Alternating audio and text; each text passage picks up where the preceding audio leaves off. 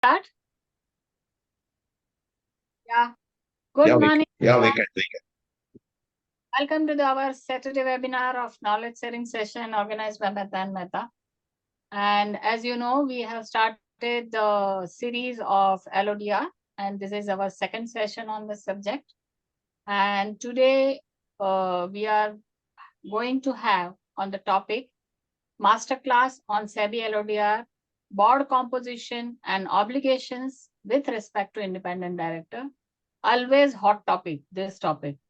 Even though there are so many articles, so many write-ups, so many seminars, but always some problem or question or query will be there. And today with us, we have our own Miss Prajakta Powle. She is a Company Secretary Compliance Officer of L&T Technology Services Limited, our panelist. Of course, our other panelist, Mr. Sudhakar, our Chief Consultant of Mehta and Mehta. And of course, Mr. Balakrishnan, moderator, and myself and our partner, Ashwini Inamdar is also there today. And she is herself presenting. I think it's her pet topic. And that's why, because she didn't give talk on that. And today, to briefly introduce Prajakta, Ms. Prajakta Powle is currently the Company Secretary and Compliance Officer at L&T Technology Services Limited. She has around 18 years of experience with reputable corporates like Reliance, JSW, TENS, and BSA Limited. During her association with this company, she has consistently exhibited being a commerce graduate. Prajakta stood All India rank 7th in CS final exam conducted. Yeah. And we have with us other panelists. Prajakta, your profile is really brief, huh? Though your achievements is too much. I respect your humbleness. Thank you, ma'am. Thank you. Of course, myself, I don't need to say about myself. Mr. Bala is a company secretary, almost having 4 decades of experience in secretarial compliance. And he has worked with FOSECO India and is regular speaker at various forums. I need not mention ICCJRT. He regularly contributes magazine all over India in all kind of magazines. And Mr. Sudhakar Saraswatula is one of the prominent personality associated with as a chief consultant with Mehta and Mehta. He is member of Institute of CA, member of ICSI, and he is a member of Charter Secretary, Institute of Charter Secretary and Administrator, UK. He has also worked as a Vice President of the Corporate Secretarial Department for Reliance Industry Limited for 17 years. Good morning all, welcome to all. We thank all panelists for today's webinar for joining us on the knowledge sharing journey on behalf of entire Mehta and Mehta team. I'll request Prajakta to say a few words on the topic, then Sudhakar, and then Mr. Bala, and then Ashwini, you can start your presentation. Over to Prajakta. Thank you. Thank you, ma'am. It's an absolute pleasure, and I cannot express in words the feeling that I am having right now. Having my mentor, Mr. Sudhakar Saraswatula, not many may know, but I have been trained by Mr. Sudhakar Saraswatula in Reliance Industries Limited. And yes, all the humbleness, madam, comes from him. And the achievements also, I am really thankful to him and Reliance Industries Limited for whatever I am today. And yes, I have briefly discussed with Mr. Bala, very impressive personality. Yesterday I met him, and it was wonderful to know a few of his insights on the profession. And ma'am, we know, right? We have been associated to each other since I think now 12-15 years. I don't remember. So that's how it is, and it's a pleasure. It's always a warm feeling when I meet you, and I'm really excited about today's topic. There's a wonderful presentation made, and I look forward to contribute in many ways if I can. Thank you.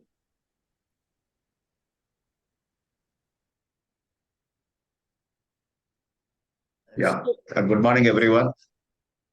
In fact, before I talk on the subject, let me talk about Prajakta. Today, Prajakta, I have a feeling that as if, my child has become 18-year-old. Okay. As you rightly said, I remember the days when you appeared for the interview as a management trainee. And after that, how you worked with me, how you could grow yourself, and how when you were able to assist me very effectively and efficiently till the time you were with Reliance. So you are one of the brilliant trainees which I was having at that point of time. And after that, as a good colleague, and today I'm really proud that everyone knows that Prajakta is having worked with Reliance, with JSW, with PSA, and now with L&T, that. So I have the same feeling like a parent, when his children grow up in the age, and so professionally you are 18-year-old. So you have become a major now. You have become a major now. That's why I thought you are the most appropriate candidate to be invited as a panelist today. So, and thanks very much for accepting our invite and joining us as a panelist today. I'm sure that with the kind of experience what you have, with the kind of exposure what you have, you will certainly immensely contribute. And whatever the protocols are there for the webinar, I'm sure Bala would have explained to you. So whenever, wherever you want to have had any value addition, please do join. Now coming to the subject, that as we are aware of that SEBI listing regulations 2015 has replaced the erstwhile listing agreement. And earlier, most of us know that though we call it as a listing agreement, it was never, according to me, an agreement. It was a unilateral agreement.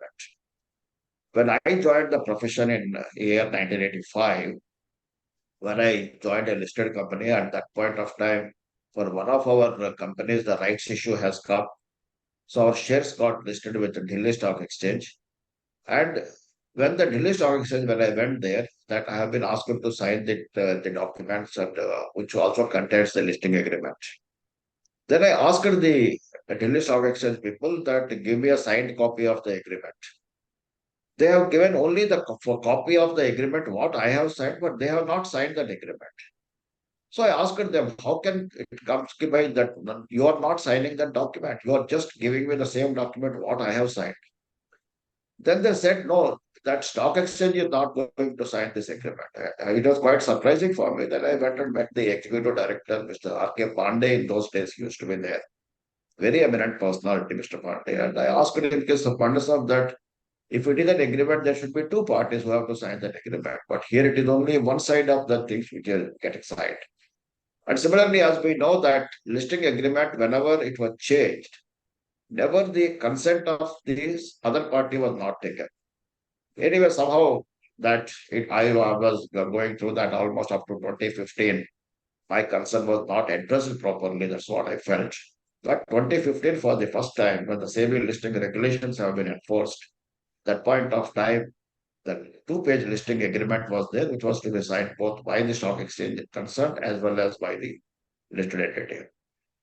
So then comes about the SEBI listing regulations, as we all know that they were notified on 2nd of September 2015, if I am not wrong, and they came into force after 90 days of the notification. That was, I think, 1st December 2015.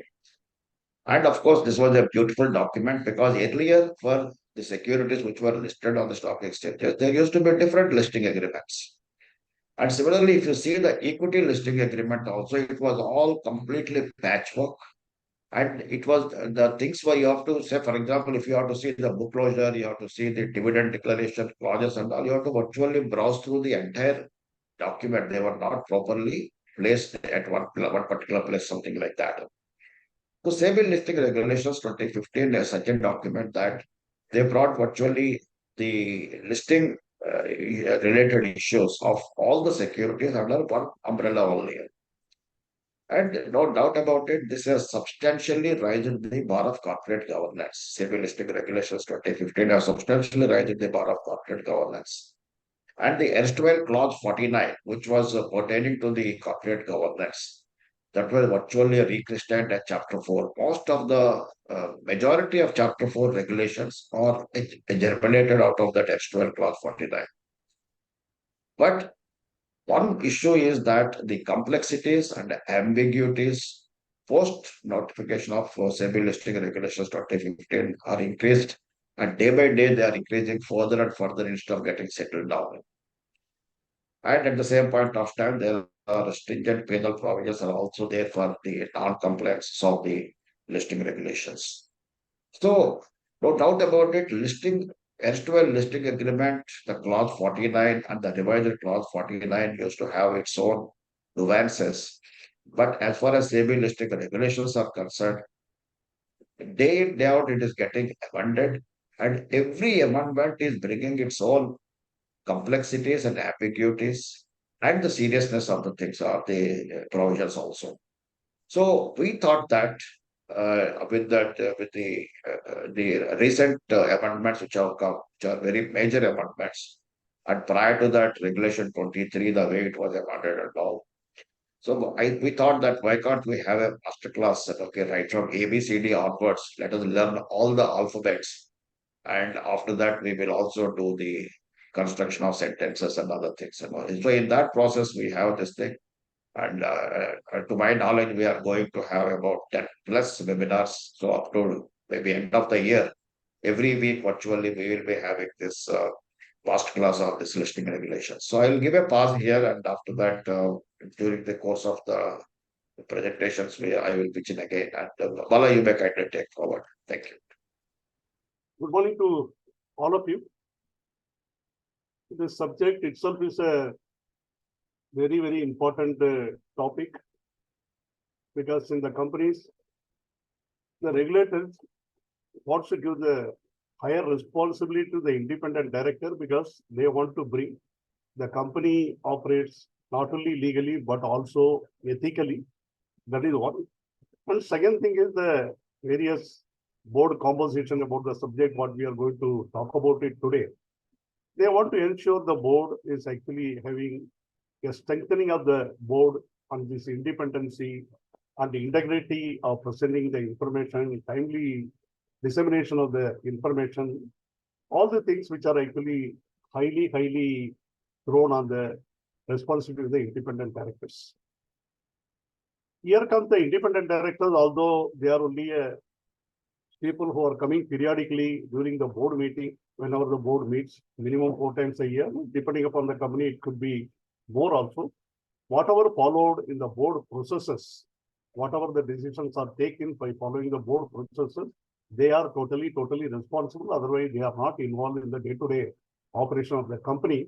Although there could be something which Prajakta will be sharing her experience during the course of the discussion, we'll be able to hear from her. And second thing is, again, the information which is to be given in the entirety, that is the real responsibility of the company secretary. Company secretary has got a lot of role to play, because between the 1956 2013 Act, the role and responsibility of the company secretary is gone to a sea change actually. Because I remember even Sudhakar also would agree with us. It was much easier for us those days to work as a company secretary. Today, working as a company secretary has virtually become walking on the tightrope 24/7 with the timeline schedule, stricter adherences, then various check and balances which have been actually put up. All the things makes really the company secretary need to be much more diligent, much more skillful in exercising and ensuring the compliances. That is what they say. And again, there are various things.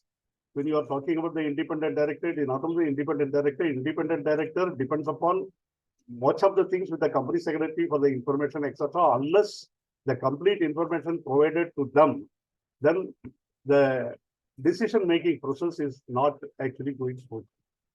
That is the very things. So first and foremost thing is, what are the company secretary, what are the responsibilities, what he has to do, that are probably the very important things. Not only them, coming to that, especially in the independent directors concerned, SEBI regulators, they have brought a lot of regulation, especially last time when they brought the regulation of 30, 31, etc. In terms of the appointment, in terms of the resignation, in case of the disclosure requirement, in terms of the approval of the shareholders, all these are very much concerned about it. And again, as Sudhakar puts it, it's a unilateral agreement. Yes, it is true. I also agree. At the time of signing the agreement, we actually saying that we both are executing the agreement. Thereafter, any amendment which takes place, every amendment has been brought only by the regulator. We have no role to play except simply complying with the things. That is always the case. It is actually a unilateral only. There is nothing. So compliance is the utmost importance where the company secretary is having a tougher time. Independent directors are equally having a lot of things unless until they get the proper information and getting them guided. Because nowadays, independent director, when it comes to the nomination remuneration committee itself, has actually risen above the bar and stating how to go about the recommendation of the independent director, how to recruit, what are the skill matrices, etc.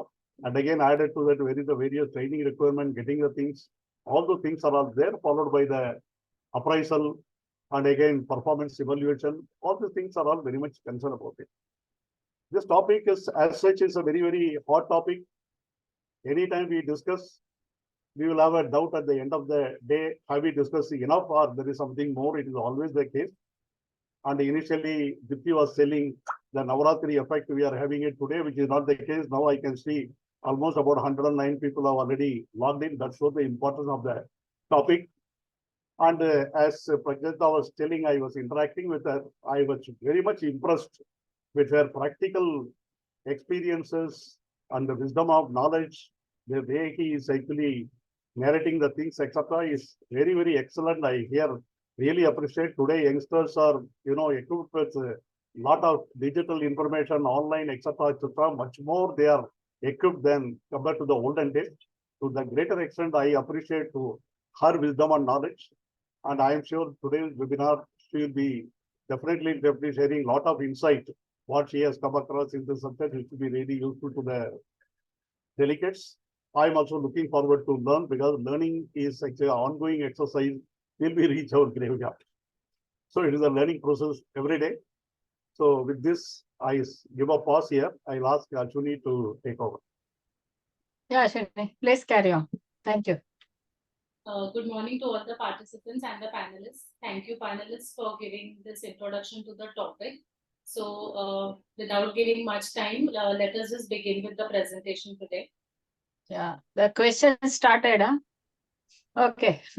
Every participants, be active. Put your questions in chat box. We really appreciate. Thank you. So as we know, we are talking about Chapter 4 Corporate Governance, Regulation 15 and 17 of the Chapter 4 today. So first and foremost, we have to see what is the applicability of the chapter.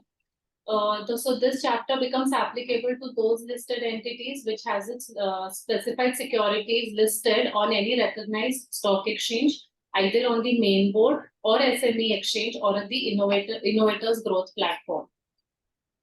The provisions of Regulation 15 and 16 to 27 shall apply to listed entity which has listed its non-convertible debt securities and has an outstanding value of non-convertible debt securities of rupees 500 crore or more. So the applicability is the securities which are listed on the recognized stock exchange, SME exchange or Innovators Growth Platform, as well as outstanding listed non-convertible debt securities. So to all these, the regulations of Chapter 4 shall apply.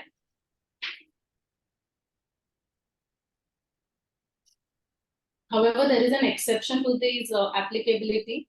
Regulation 17 to 27 and clauses B to I and T of sub-regulation 2 of Regulation 46. Now, what does 46 talk about? Regulation 46 talks about the website disclosures and also about the secretary compliance report. So that portion does not become applicable, as well as para C, D and E of Schedule 5.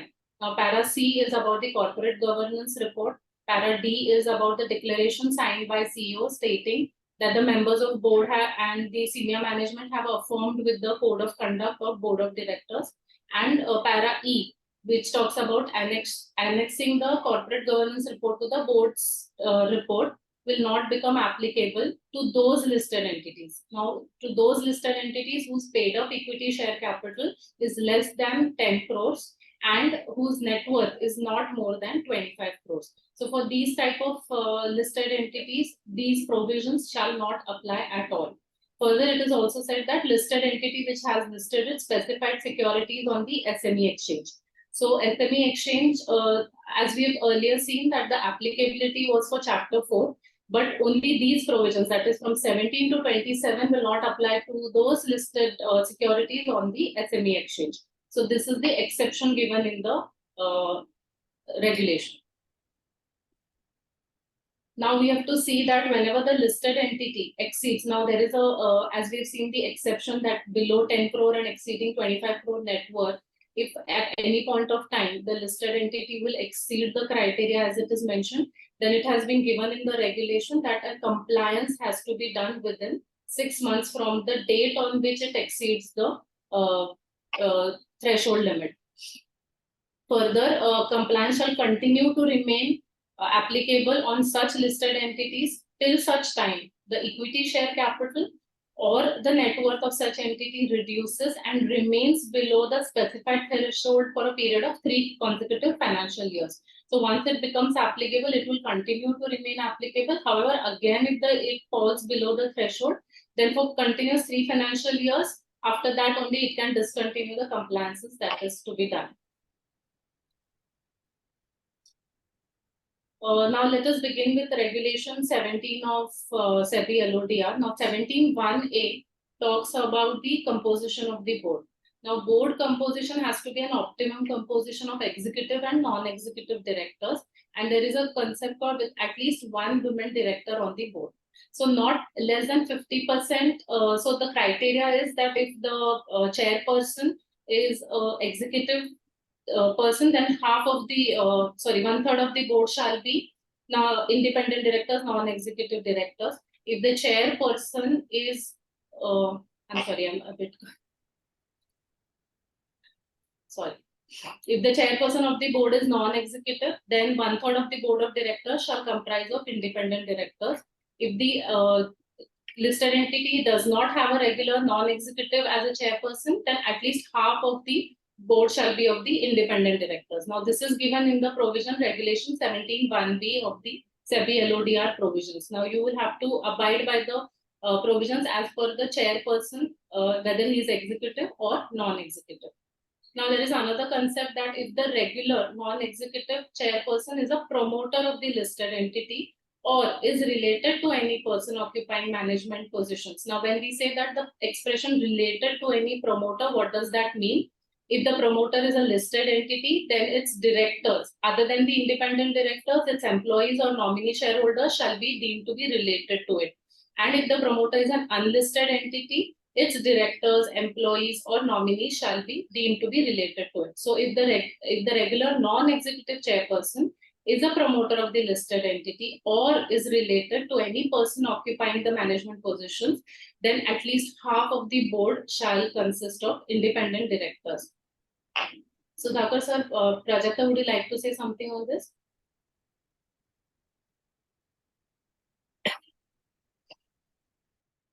See, the only thing I would like to say is recently somebody asked me a question that the board composition is of 7 directors and the chairman is executive. So that point of time, 50% of that means whether we have to have 4 independent directors or 3 independent directors will be sufficient.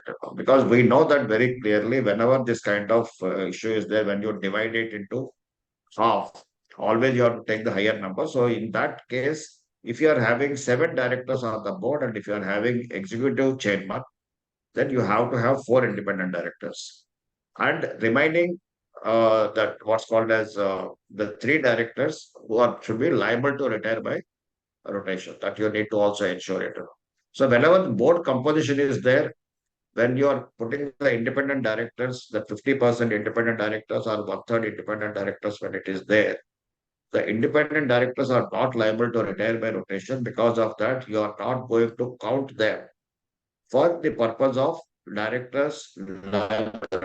So the remaining directors only there, and out of that, you can have 1/3 permanent and 2/3 have to liable to retire by rotation. Out of the 2/3 every year, 1/3 have to liable retire by rotation. So please ensure that whenever you are deciding a board composition, you have to comply with the Companies Act as well as you have to comply with the listing regulations also. Yeah. Right. I would like to add here, See, as a listed entity needs to have at least 6 directors, it is always better to have more independent directors on the board, so that in case there is a casual vacancy occurring, you don't have to worry, because there is a clause mentioned in the LODR which says that, within, if you need to have a minimum number of independent directors, the casual vacancy should be filled in before that vacancy arises, if you are on the borderline. So it is always better to have your independent director in buffer in case a casual vacancy arises, because 3 months is too short a time to find another fit candidate, I feel. And in case of that also, as on the date the vacancy is created, you have to fill the position. Before so that, yeah, correct. That also becomes difficult. Right. Bala sir, do we have some questions? Yeah, we have a question here already. The question is actually, someone is asking, request your guidance on passing the online proficiency test in mandatory for ID before his or her appointment. I think every independent director, after registering the database, they have to pass the proficiency test. The time limit given is about a year or something other, if I'm not mistaken. It is 2 years after registration. Within 2 years, you have to pass the proficiency test. So there is no timeline like before being appointed, whether he has cleared the exam or not. But going by the spirit, I think he should have given the exam before getting appointed. Yeah, that is right. Yeah, also regularly we should check, for instance, your existing directors also, there is no harm in checking whether they have passed the proficiency test. We can ask them proofs. Secretarial auditors can also check it. It's good to have directors who've cleared the proficiency test. It is regarding the passing of the special resolution of the non-executive directors exceeding the age of 75 years. This resolution is one time, or do we have to pass one time when she exceeds 75 years? Later on, if that person is reappointed in retiring by rotation in ordinary resolution, will it be okay? Please suggest. I think every time the appointment is made, the resolution has to be passed, special resolution. Then the question is, what about the in case a non-executive director he will cross 75 years only once when his appointment we are considering. I somehow defer to what Ashwini just mentioned, but so far as he's a director retiring by rotation and every 5 years we have to pass a resolution, we need to continue passing the ordinary resolution. We shouldn't appoint a 75-year-old person as a non-retiring person, is what I would recommend. And another thing is there, with the time of appointment, if the person is not 75, say he is appointed for the period of 5 years, say around 69, 70 or something like that, so 71. Then till such time he has 75 is okay, but during the time when he is crossing the 75, then I think the resolution will have to be required to be passed. Yes. So once that resolution passes, he is appointed, the reappointing time, yes, reappointment will come automatically, because again there is no need separately passing the 75 years, because you already taken that is in place. Okay, so next is regulation 17(1)(c). And one more thing is there, this can happen when an independent director complete 2 terms, but to continue to as a chairman of the non-independent and non-executive. Now, this question is going to happen in the year 24, because I think 2013 Act has come, 2014, independent directors appear, they are required to serve at least 2 periods. So 2 periods, almost all the companies, the independent director might be retiring the year 2024. Then probably after completion of the 2 terms, the independent director who are held already 2 positions, they cannot be reappointed in those companies. In such a situation, I think it is really going to be, the death of the independent director. I don't know. What is your view, Sudhakar, on this? See that when an independent director is completing his 2 terms of 5 years each, he can be appointed as non-independent, non-executive director immediately. From the next day onwards, he can be appointed as a director who is to be treated as a non-independent, non-executive director. If that independent director who has completed 2 terms of 5 years each, if he is to be appointed as an executive director, then there should be a cooling period of 1 year. Now the question of what this gentleman has asked is, this can happen when the independent director completes 2 terms, but he is continuing as a chairman as a non-independent, non-executive director. Yes. Suppose, say, for example, if an independent director is the chairman of the company, after completion of 2 years, he can be reappointed as a non-executive, non-independent director, and he can continue as a chairman, non-executive, non-independent chair. That is very, very much possible. Yeah. Okay. Go ahead, Ashwini. Further, Regulation 17(1)(c) talks about the top 2,000 listed entities shall comprise of not less than 6 directors. This became applicable from 2020. Further, Regulation 17(1)(d) talks about where the listed entity has outstanding superior voting right equity shares, then at least half of the board of directors shall comprise of independent directors. Now, there is a new Regulation 17(1)(a), which talks about appointment of any person as a non-executive director who has attained 75 years of age. So obviously we've talked about this. So whenever this person attains the age of 75 years, the company will have to pass a special resolution. Also, the explanatory statement that is being annexed to the notice shall indicate the justification for appointing such a person. This is very important. So just 1 minute, Ashwini, this question has taken a little while before you discussed that whether a person who is crossing 75 years, whether it is to be appointed, that resolution is to be passed only once, or whenever his appointment is coming, that time you have to pass this resolution. 17(1)(a) says that no listed entity shall appoint a person or continue the directorship of any person as non-executive director who has attained the age of 75 years unless a special resolution is passed to that effect. And appointment includes reappointment also. So my view is not only at the first appointment, whenever he is being reappointed, that point of time also you have to pass the special resolution. Yes, sir. Absolutely. Because appointment includes reappointment also. Yes. So even if he is a director retiring by rotation, a director who is retiring by rotation, if he is going to be appointed and he crosses 75 years, a special resolution is to be passed once again. Yeah. Yes, sir. Thank you. I agree. Sir, here someone- again the same thing. He has to be appointed as a director retiring by rotation. It cannot be that we appoint him as a director not retiring by rotation. Correct. One more thing is there, Sudhakar. Thank you, Sudhakar, for the clarification. That is regarding that independent non-executive director completing 2 terms.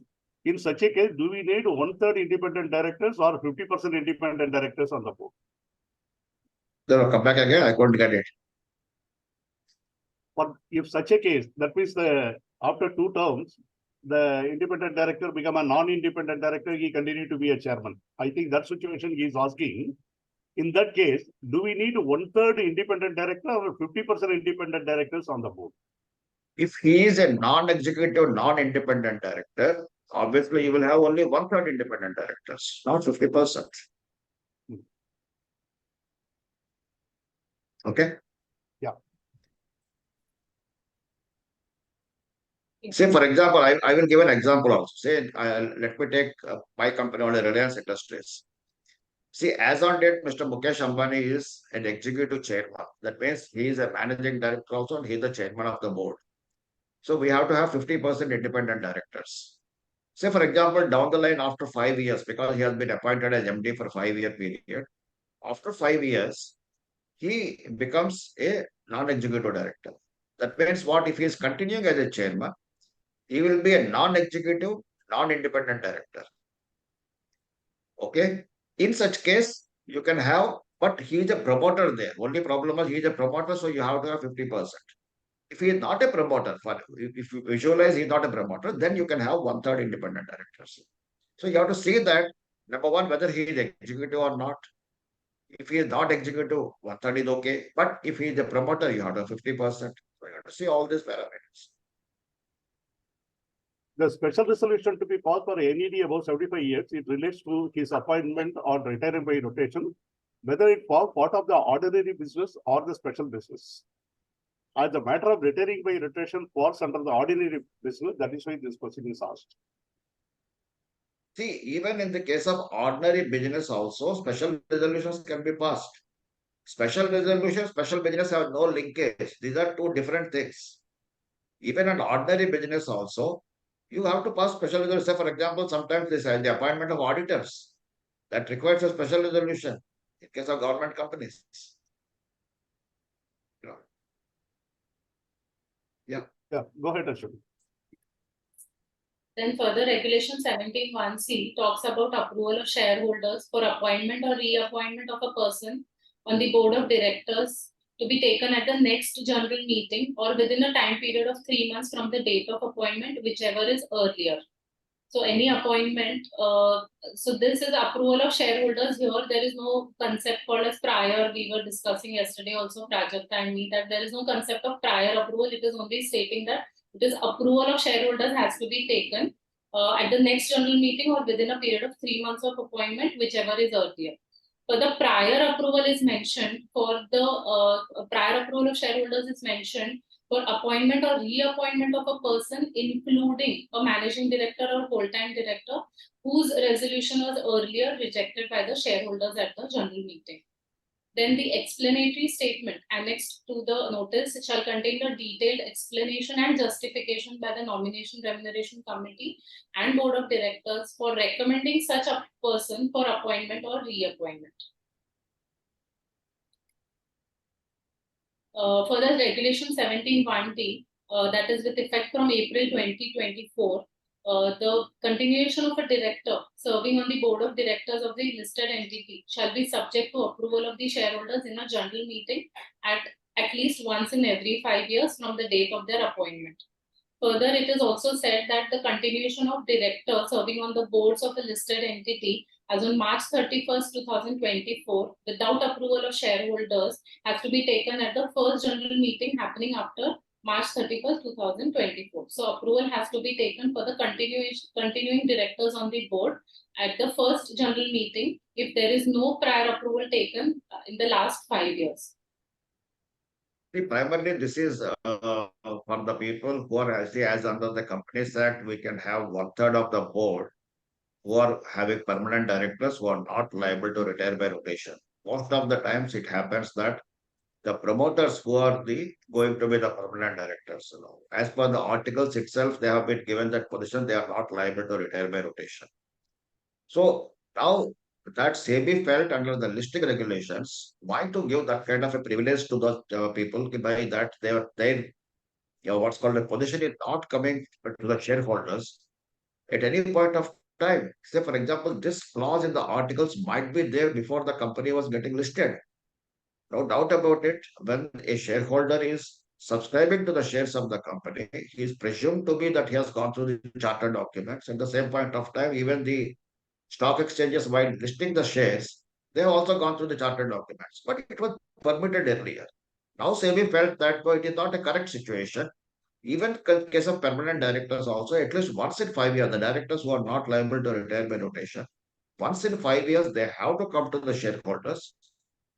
They have to get appointed by the shareholders, because under the Companies Act, every director is to be appointed by the shareholders of the company. And to start with, what they said was, and rightly so, because we are around the AGM time when this amendment has come, that time already we were around the AGM times.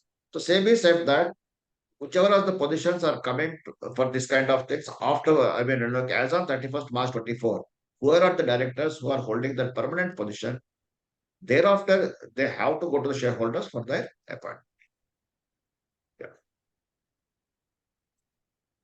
Yes. So, however, this regulation will not apply to whole-time director, managing director, independent director, or a retiring director, or a director appointed pursuant to the order of court or tribunal, or to a nominee director of the government or financial sector regulator on the board of the listed entity. Also, to a director nominated by the financial institution registered with RBI under a lending agreement in its normal course of business, or nominated by the debenture trustee registered with the board. Then regulation 17(1)(e) talks about vacancy in the office of a director. So if there is any vacancy in the office of a director, the same shall be filled within 3 months from the date of such vacancy. However, any vacancy in the office of a director whose term has expired shall be filled by the listed entity not later than the date such office is vacated. So if a person has retired, then on the date of his retirement, the casual vacancy shall be filled. However, these provisions will not become applicable if the board composition is an optimum composition as per the regulation 17. So this will not apply. However, if there is a vacancy that it is not as per the board composition, then they will have to fill it within 3 months or on the date as per the regulation.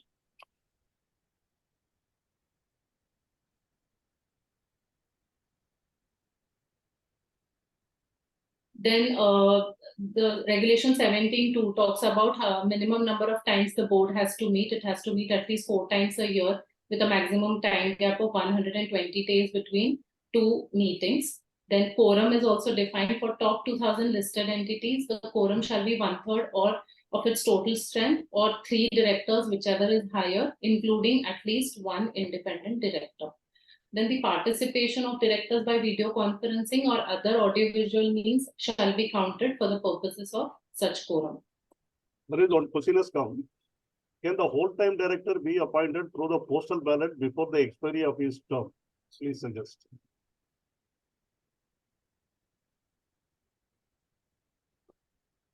Yes, why not? Yes. Always see that, an executive director can be appointed within 1 year of his term is going to be expired. Say, for example, if anybody's term is going to be expired, say, for example, in the month of April 24 or March 24, you can appoint him in this 23rd annual general meeting itself. In fact, under the old act, you could have appointed him 2 years before the expiry of the term, which has been reduced to 1 year under the Companies Act 2013. So the prior period is prescribed under Companies Act, like Sudhakar sir just mentioned, and the post period, effective the appointment, you have maximum 3 months within which you need to appoint. So you actually have 15 months time to appoint that director. So I have one question. In case of continuing directors, Chair, the approval shall be at a general meeting, it is said. So here we cannot take postal ballot, right? Pardon? Come back again, Ashwini. Regulation 17(1)D, it is talking about with effect from April 24, the director shall be subject to approval of shareholders in a general meeting. So in this case, there will be no postal ballot. In this case, we'll have to hold a meeting for the appointment. Is that right? Yeah. This is different. The question is different. No, I'm just That's why asking these in are that two different context. things. Yeah, I'm just asking. Yes, I agree. Suppose there is no MD, but the company has appointed the CEO who is not the board. Do you have to take One minute, Bala, 1 minute. Yeah. Ashwini, what was your question? Go back to the slide. You are saying that once in 5 years. So you are saying with effect from April 1st, 2024, the continuation of a director serving on the board of directors of a listed entity shall be subject to the approval of shareholders in general meeting at least once in every 5 years from the date of their appointment or reappointment of the case may be. So your interpretation of this thing is it should be at the general meeting. Yes. Not by way of postal ballot. Am I correct? That's what you said. In these 3 months, I think. Not. In these 3 months. Pardon? In these 3 months, after the appointment is effected, within 3 months should be at a general meeting is what this is understood to be. No. And the One minute, question, Prajakta. See, yeah. Prajakta, 3 months thing is slightly different. What Ashwini had just mentioned about this clause, regulation 17(1)D. 17(1)D says the directors who are not liable to retire by rotation. Correct. Even those directors have to come to the shareholders once in 5 years, right? Yes. And of course, some exemptions are there. So Ashwini was saying that this appointment has to take place at the general meeting and not by way of postal ballot. Am I correct, Ashwini? Yes, sir. No, it is, according to me, it is not so because postal ballot, any resolution which is passed by the postal ballot is equivalent to a resolution passed at the general meeting of the company. Okay, sir. So not necessarily you have to have this resolution only at the general meeting. Even prior to that also you can do that, no problem. Had they said that it should be at the annual general meeting of the company, then what you say is correct. It is not so here. It said that in a general meeting of the company. So any resolution passed by a postal ballot is equivalent to a resolution passed at the general meeting of the company. So hence there is no problem. Okay, sir. Okay. Thank you. But the regulation says in a general meeting, no? Yes. When the regulation says in the general meeting, normally we interpret, we have to call for a general meeting, EGM, etc. That is what we No, think. no. See, Bala, it is not so. See, for example, there are several resolutions are to be passed at the general meeting by way of ordinary or special resolution. So a company can decide it. There are certain resolutions you have to pass mandatorily by postal ballot. Other resolutions which you have to pass in a general meeting, company can pass those resolutions by way of postal ballot. You don't need to hold the meeting for that. Holding general meeting is not mandatory. You can pass those resolutions by way of postal ballot. No, only thing is here actually subject to approval by shareholders in a general meeting at least in once in every 5 years. So Okay. the For example, a person has been appointed on 1st April 2024, it is coming. Okay. The directors who are there as on 1st April 2024, this resolution is coming into force. Now they have to be appointed in the general meeting of the company. Okay. So after this particular date, whether the annual general meeting or any general meeting which is coming out, you can pass that resolution in that particular meeting. Say, for within example, if 3 the months. company is, pardon? Within 3 months, right, Ashwini? Is it mentioned there anywhere? Within 3 months? No, this is not for within 3 months. It is not there. This is not there. At least once in Not 5 there. years. 3 months is not there. 3 months is not here. No, 3 months period, what you are talking is when the board fill up the vacancy, the approval of the shareholders will be taken the 3 months. That is a different situation. Here he is talking every director in So in this continuation. case, what happens? In this case, what happens is you can take that resolution at the next general meeting or annual general meeting of the company. But if the company is passing a postal ballot for any other purpose, even this resolution also you can put it in the postal ballot and you can take the approval of the shareholders. Okay. There is one more question. Suppose there is a MD, but the company has appointed the CEO who is not on the board. Do we need to take the shareholders' approval? I think so long as CEO is not the part of the board, I don't think you need to have the shareholders' approval.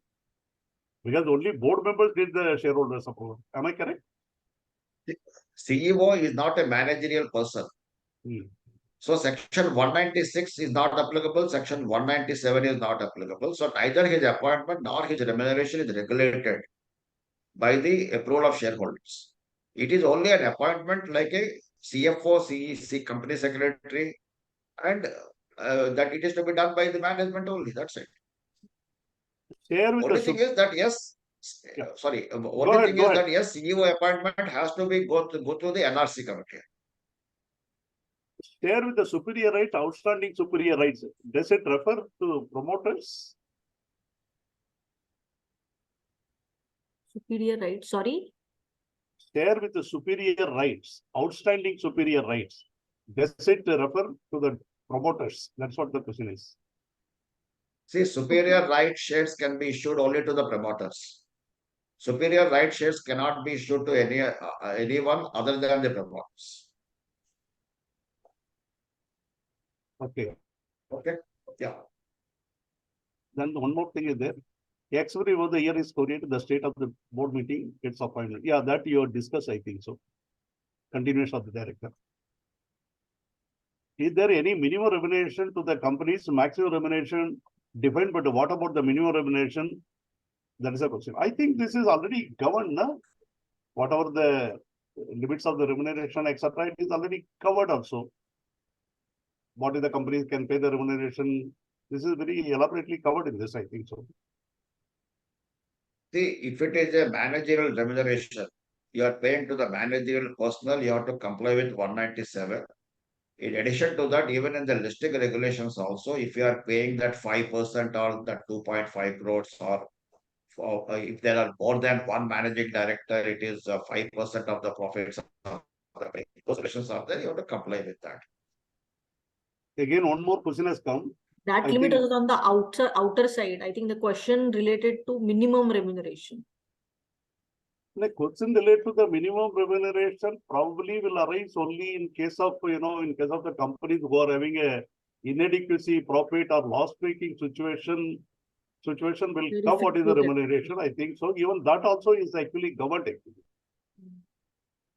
Because the law very clearly says in such a situation, what should be the minimum?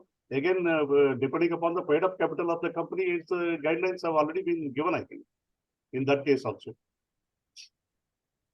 Sudhakar, again, coming to the same discussion, what you talked about it, someone is saying on this point, drawing the parallel, the section 179, this resolution cannot be done through the circular resolution only at the board meeting. So would not that mean that it is at the general meeting, you cannot have it in the postal ballot? See, 179 on this point drop parallel 179, the regulations cannot be done through circular resolution. See, circular resolution is a resolution passed by the board of directors. 179 talks about certain resolutions which cannot be passed through the circular resolution. They are to be passed only at the board meeting. That is 179. Same is the case with 188. Same is the case with 186. The resolution passed through the postal ballot is not a circular resolution. Resolution passed through postal ballot is for all purposes a resolution passed by the shareholders at the general meeting. One more question has come up. The director need to be appointed once in 5 years.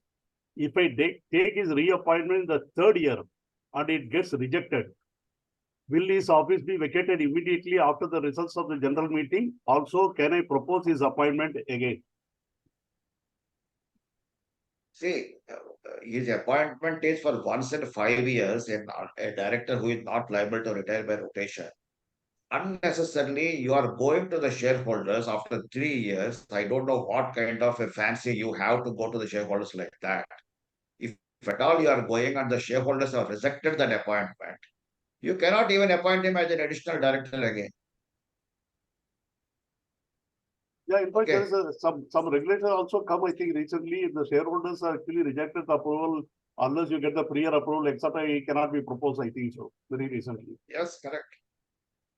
Actually, any director, so all the company secretaries should first check whether on our boards we have any directors whose appointments or reappointments have not been considered between say 1st April 2019 till 31st March 24. So if a director's appointment has not been regularized by the shareholders at the first AGM after 31st March 24, as per this 1D, we need to take up that director's regularization, like for the continuation of that person as a director on our board. Somebody is sharing the. Prajakta, 1 minute, Bala, 1 minute. Prajakta, it is not so. This is applicable only to the directors whose position is not liable to retire by. Yeah, not liable to retire by. Yes, whoever has not. Okay. Correct. Yes. So if a director's position is not regularized, which was supposed to be regularized, you cannot take it under 17(1)(d). This is a different thing altogether. That is a non-compliance. Say, for example, an additional director has been appointed, he has not been regularized. You cannot take it under this by his appointment will be shaken by the shareholders' approval. No, it is not. It is not regularization. No, if it was not so done, 17(1)(d), 17(1)(d) is not a regularization. 17(1)(d) is only those directors. Yeah. That. Right. If a resolution is assented by the requesting majority of the shareholders by means of the postal ballot, it shall mean it duly passed at the general meeting convened in that regard. But that's what you said actually, really speaking, postal ballot. Going forward, the requirement to pass the resolution at general meeting is one, trying to enable the shareholder to have a discussion on this matter. Yes, it is to evaluate the permanent director. If it is relating to 1D appointment, we are talking of continuation of appointment or reappointment. Okay. Would it be construed as a manager since there is no MD? No, if you are appointed the CEO in the absence of the MD, I don't know, because the provision is either you can have the MD or you can have the manager. But when you say a CEO, I don't know. We'll have to see what is the case-to-case basis. Simply, we cannot answer this question. I think so. Can it be construed or something? What is the intention? Has he been appointed as the manager or has he been appointed as a managing person? That has to be seen in this case. We cannot work on a presumption of things, because law says very clearly, you can have MD or you can have the manager. If you have a manager, then he becomes automatically a managerial person, which needs approval. Am I correct, Sudhakar?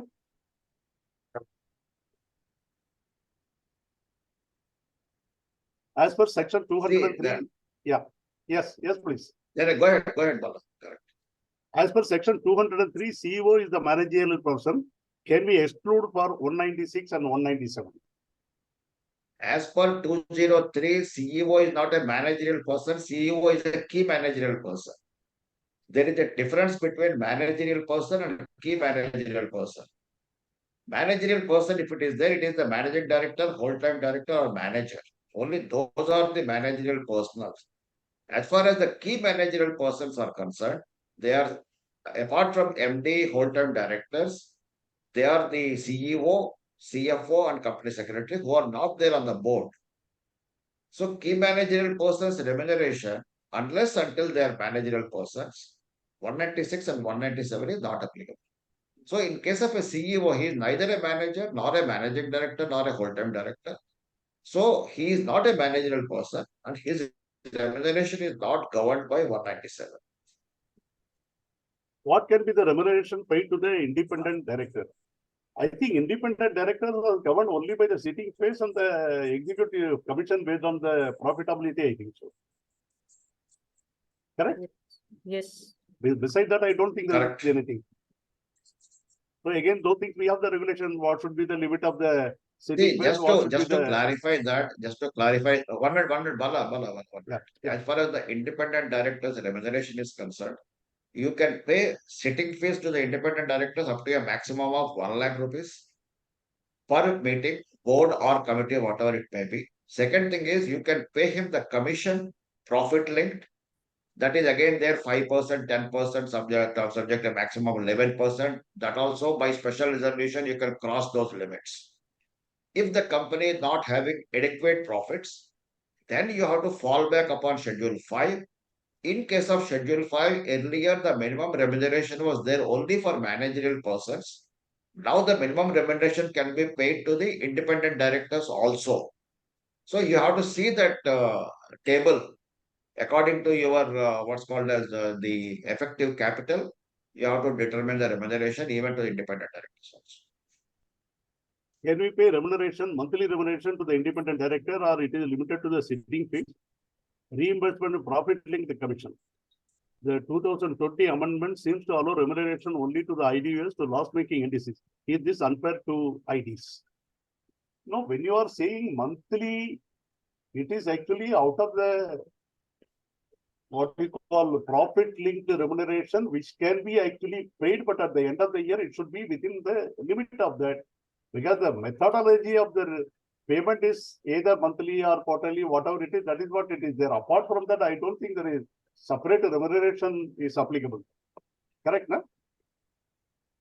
See, my view is, Prajakta, would you like to say, because I am actually answering the question. You are the panelists. You are supposed to answer. No, you go ahead, sir. You go ahead, sir. No worries. You go ahead, sir. Okay. See, it says that profit-linked commission. Profit-linked commission, how can you pay on monthly basis? Is my question. Because even in case of good companies, what they say is, even if your financials are there, that balance sheet, even if it is audited, unless until the accounts are adopted by the shareholders, your final profit is not determined. In case of Reliance, what we used to do was only when the shareholders approve the financial statements, only thereafter we used to pay the commission, and that is the right procedure also.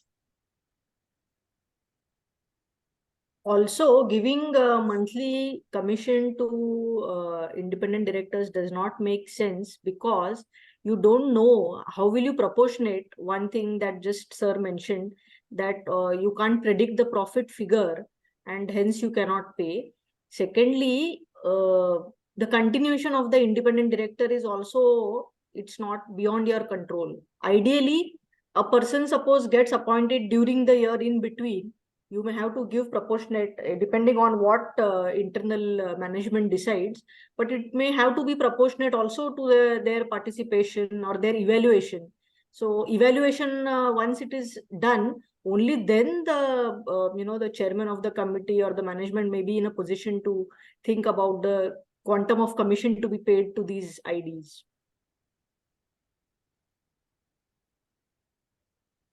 Can an additional director be regularized by convening the EGM as section 161? One of the companies like say that additional director office, whole office, up to the date of the next AGM. But why not at the AGM? I'm sorry, I didn't get the question. The question is actually, it says that his regulation is in the AGM, but he says, can it be actually done in the EGM also? That is what the question, if I understand correctly. That means, can an additional director be regularized in the convening EGM of the company side to say that any additional director of his whole up to the date of the next AGM? No. So his office is up to AGM. So only at the AGM it has to be regularized, because at the EGM his office is not determined to be regularized. If EGM is supposed to be held at the first, depends on the question. When the question is asked, can also be done at EGM. So if that EGM is conducted after the AGM of that year, there is a break in his appointment. His appointment cannot be. One thing is there. Let me ask differently. Suppose in the board meeting, the additional director has been appointed. He is supposed to hold the office till the next AGM. Yeah. But the company in between has some additional business which need to be conducted in the EGM. They convene the EGM. So probably can the additional director regularization can be done in that EGM, which is actually coming before the AGM. So even if you do the EGM before the AGM, my understanding is at the AGM only it has to be done. Because it's in his appointment, it's written that he holds office up to the ensuing AGM. Okay. So unless he's reappointed. I am of the same view, Bala. I agree with Prajakta. It is additional director regularization should take place at the AGM of the company. Okay. Now I think the question means that only, because can additional director be regularized? He is putting the word convening the AGM. So I said only instead of convening the AGM, any AGM. That is what I actually said actually. So here the question is, can it be done in the AGM? That's what you said. You are saying very clearly, since his appointment is actually valid till the AGM, it can only be done at the AGM, not the intermediary general meeting, whatever is called for. Yeah. Can I interrupt? Yes. According to me, I'm also thinking, my appointment is till AGM. Okay. Yeah. But if I am regularized before that, what is wrong in that? It's not written that I have to be regularized only at AGM. My position is up to AGM. Your position is valid up to the date of AGM is written in the appointment resolution. Right. So I can hold till AGM only. Till AGM you can hold, but after that you will cease to be. Even if you regularize before. Yes. No, because it doesn't say that way. Why you require members' approval? Because shareholders only can appoint director. So his appointment should be regularized by voting by shareholders. Actually, it is part of one of the ordinary businesses prescribed under Companies Act, I feel. No. One minute, Prajakta, no, it is not so. It is a special business. Additional directors regularization is a special business. What Dipti says is correct. When it is to be taken by the approval of shareholders, why I have to hold up to the AGM only? I can do it in the EGM also. Technically, answer is yes, you can obtain that approval, but the only problem what it creates is that when the director is liable to retire by rotation, when you are taking the directors, most of the times we take their appointment at the AGM, not in the EGMs. So the directors liable to retire by rotation, that will be continued from AGM to AGM. It is not from EGM to AGMs. So though technically what Dipti you say is correct, but it is always advisable to have the regularization of the additional director at the AGM. Okay.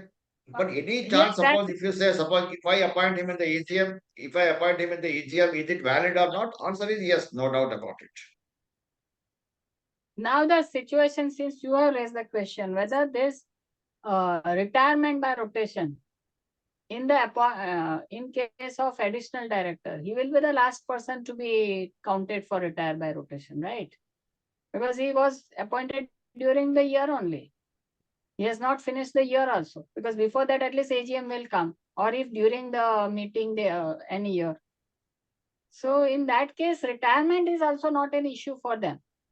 Yeah, in the case of retirement by rotation, we should count the date of appointment in board meeting or in general meeting for counting retire by rotation in seniority.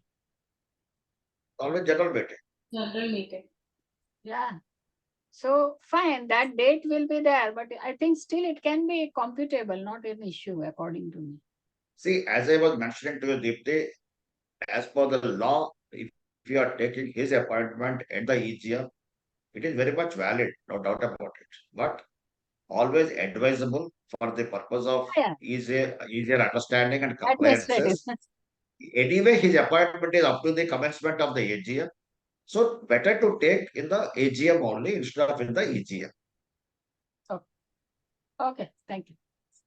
Yeah. Appointment of the CEO is mandatory in the regulation 17.8 says the chief executive officer and the chief financial officer shall provide the compliance certificate to the board of director as per part 8 of schedule 2 of the schedule 3 of it, or MD or any executive director has to be designated by the board. 1 minute. Appointment of CEO is mandatory is the question, because this is given in the yeah, the question what we were discussing is whether the managerial person or the key managerial person. That was the question what we were discussing earlier. Okay. But here what he is saying is appointment of the CEO is mandatory since the regulation 17.8 says the chief executive officer and the chief financial officer shall provide the compliance certificate to the board of directors as specified in part B of the schedule 2, or MD or any executive director has to designated by the board. No, it is a question of mandatory CEO appointment. If a company is having the managing director, that managing director is to be authorized by the board. He and the CFO can give the certificate. If the managing director is not there, full-time director is there, he can give it. Yeah, he has the inherent powers to give that certificate, I feel. The managing director, because CEO is not there. It's not mandatory to have a CEO. The 2020 amendment included other director, that is ID and NED, in a profit-making scenario, also under the schedule 5 part 1.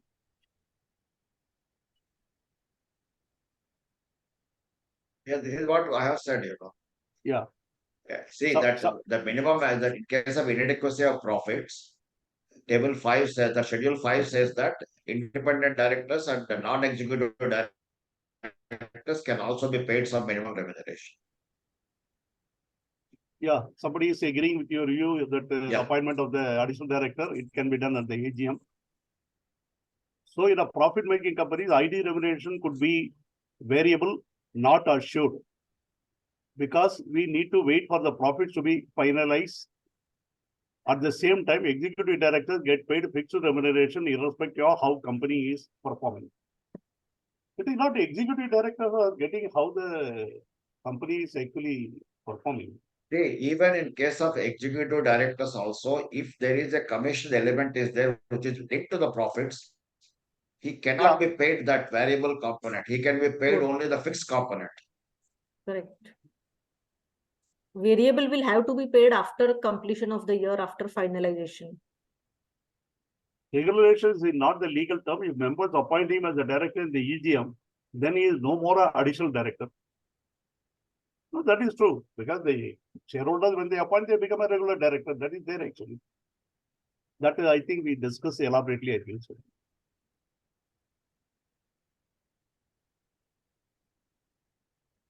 One minute, let me see. What if the resolution said at the ensuing general meeting, sir? Sorry, what is the? What if the resolution states that the ensuing general meeting? That is again talking about the appointment of the additional director only. Huh. Because you say, probably I think he's talking about the resolution worded, subject to approval of the shareholder in the ensuing general meeting. So that is what he is putting it. Instead of putting annual general meeting, is an ensuing general meeting. Actually, where I was coming from, additional director in Companies Act, the term used is he shall hold office up to the next annual general meeting. That is why I was sticking to annual general meeting. Instead of the extraordinary EGM that we were talking about. In the act, it is mentioned additional director shall hold office up to the ensuing annual general meeting. And that's why I was of the view that regularization should be taken at AGM.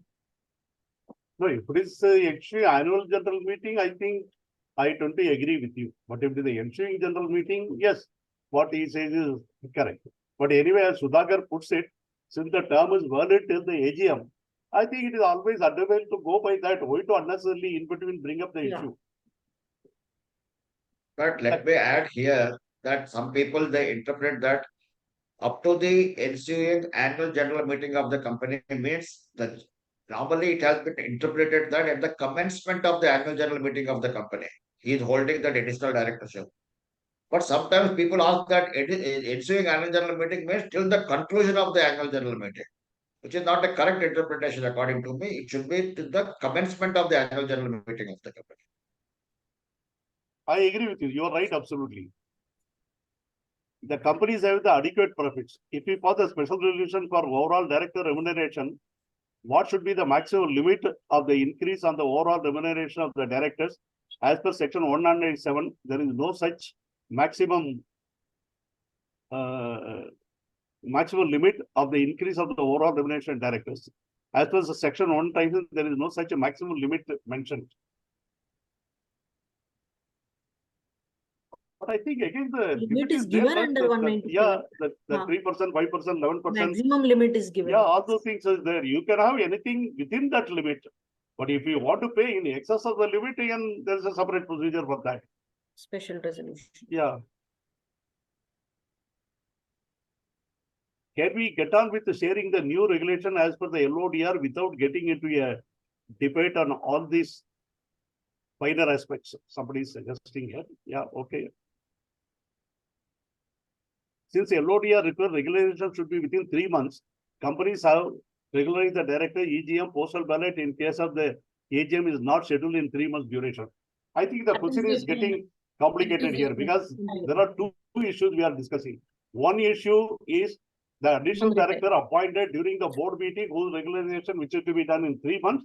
Other question is the continuing director who are due to retire by rotation. There are two different issues what we are talking about it. And here, if it is a 3 months, yes, what you are saying is correct. You have to get the EGM, you have to get it regularized. If it is a continuation, then that is not the question here. Yeah.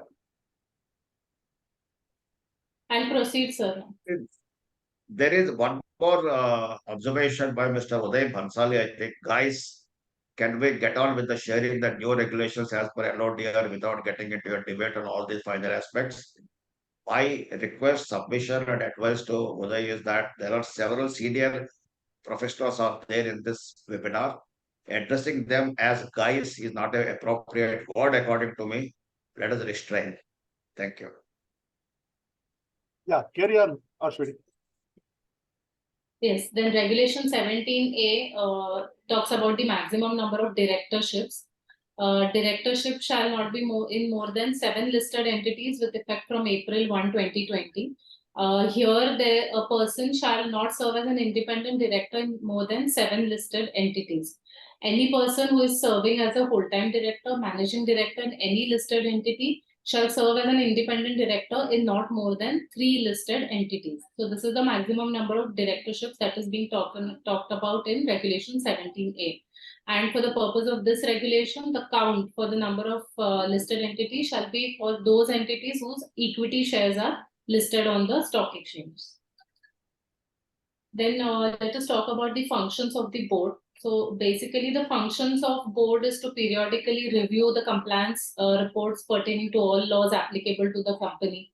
Then put in place the succession plan for appointment of directors and senior management.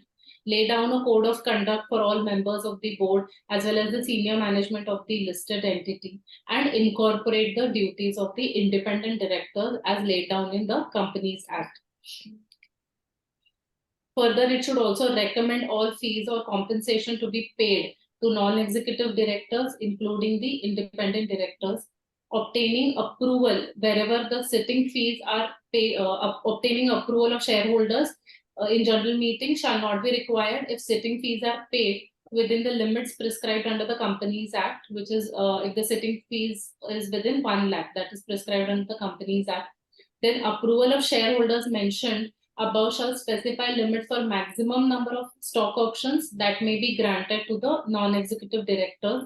Then approval of shareholders by special resolution shall be obtained every year, in which annual remuneration payable to a single NED exceeds 50% of the total annual remuneration payable to all NEDs, giving details of the remuneration thereof. So approval by way of special resolution is mandatory here. Further, it is important to note that obviously independent directors are not entitled to any stock option.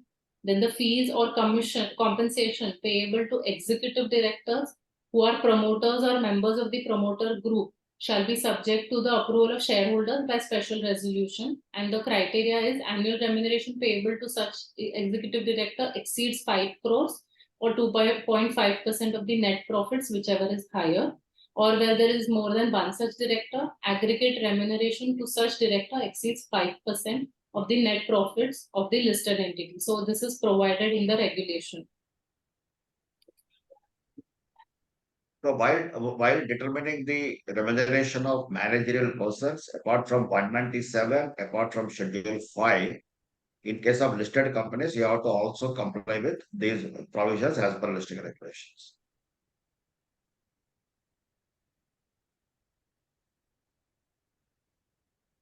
Then let us talk about the minimum information that is to be placed before the board as specified in Part A of Schedule 2 of SEBI regulations.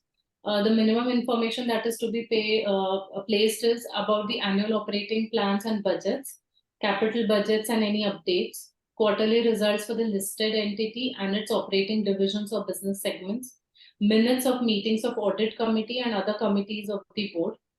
Then information on recruitment and remuneration of senior officers below the level of board of directors, including appointment or removal of CFO or the company secretary, show cause, demand, prosecution notices and penalty notices, which are materially important, fatal or serious accidents, dangerous occurrences, any material effluent or pollution problems, any material default in financial obligations to and by the listed entity or substantial non-payment of for goods sold by the listed entity, any issue which involves public or product liability claims of substantial nature, then any details of any joint venture or collaboration agreement, transactions that involve substantial payment towards goodwill, brand equity or intellectual property, significant labor problems and their proposed solutions, and sale of investments, subsidiaries, assets which are material in nature and not in ordinary course of business. Quarterly details of foreign exchange exposure and steps taken by management to limit the risks, non-compliance of any regulatory, statutory or listing requirements and shareholders service, such as non-payment of dividend, delay in share transfer, etc. Chief Executive Officer and the CFO then shall provide the compliance certificate to the Board of Directors as specified in Part B of Schedule 2 of SEBI LODR Regulations 2015.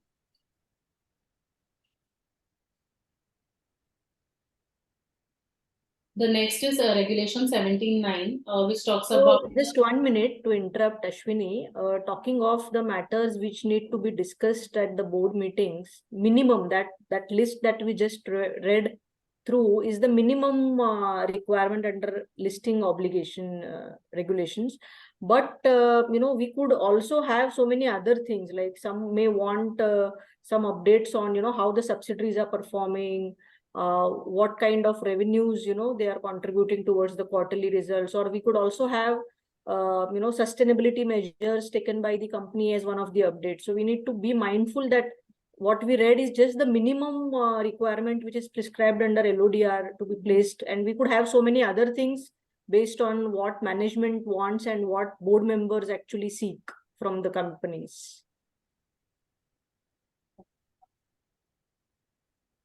Yes, Ashwini, may go ahead. Somebody is asking, please guide us. Senior officers be interchangeably interpreted with the senior management. If so, senior management necessarily a senior officers. Actually, the definition of senior management is clearly given under Companies Act and LODR. One below level the board. Yeah, that one is level what the senior management is there. Whatever will be the position, yes. one Correct. below level, one below Board.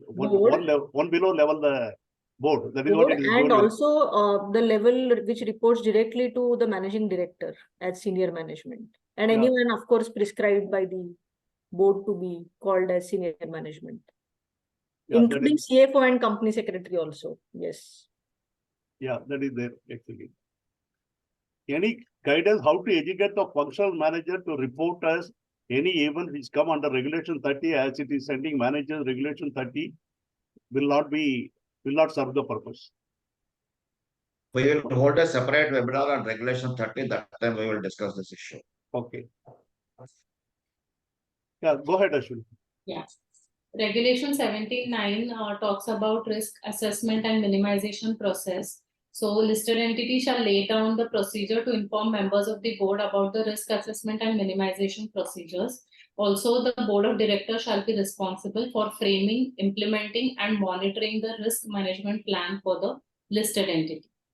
Further, Regulation 17.10 talks about evaluation of independent directors, which shall be done by the entire board except the one who is being evaluated based on the performance of the directors and fulfillment of independence criteria as specified in these regulations. Further, Regulation 17.11 talks about that explanatory statement shall also set forth clearly the recommendation of the board to the shareholders on each of these specific items to be placed. Regulation 16(1)(b) of SEBI LODR talks about an independent director, and it means a non-executive director other than a nominee director. Now, this definition has also been taken from section 149. So, do you want me to read the definition? It is not required. Only thing other than 149, what is there, you can read out that. Someone has actually put up a question here. Some listed company like NIIT are not appointing the CEO. Is it optional to appoint the CEO? The certificate is required from both the CEO and CFO. It is optional. It is not necessary that every company would have necessarily a CEO. The managing director also has inherent powers to issue, because it has to go to the board from someone who is in the paramount executive role. So the MD, if he is in, should also, right, sir? Sudhakar, sir? Yeah, correct. Absolutely. Yeah. Go ahead, Ashwini. Yeah, in addition to the 149, as sir said, the addition that is there in SEBI regulations, that such person who neither himself or nor whose relative holds any key managerial personnel or is or has been an employee of the listed entity, its holding, subsidiary or associate, or any company belonging to the promoter group in any of the 3 preceding financial years in which he is proposed to be appointed, and is not or has not been an employee or proprietor or a partner in any of the 3 financial years preceding this appointment in a firm of auditor or company secretaries in practice or cost auditors of listed entity or its holding, subsidiary or associate company. Further, any legal or consulting firm that has had any transaction with the listed entity, its holding, subsidiary or associate company amounting to 10% or more of the gross turnover. Further, he does not hold together with his relatives 2% or more of the total voting power of the listed entity. is a chief executive,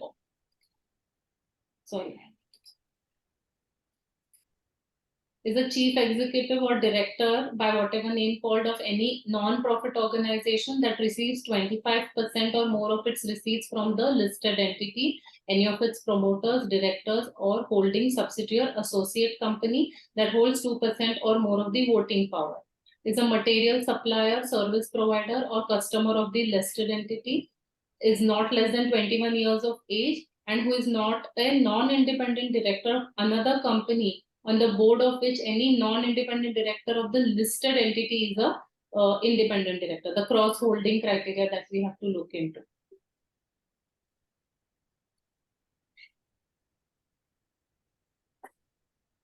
So there are some questions. Yeah, 1 minute.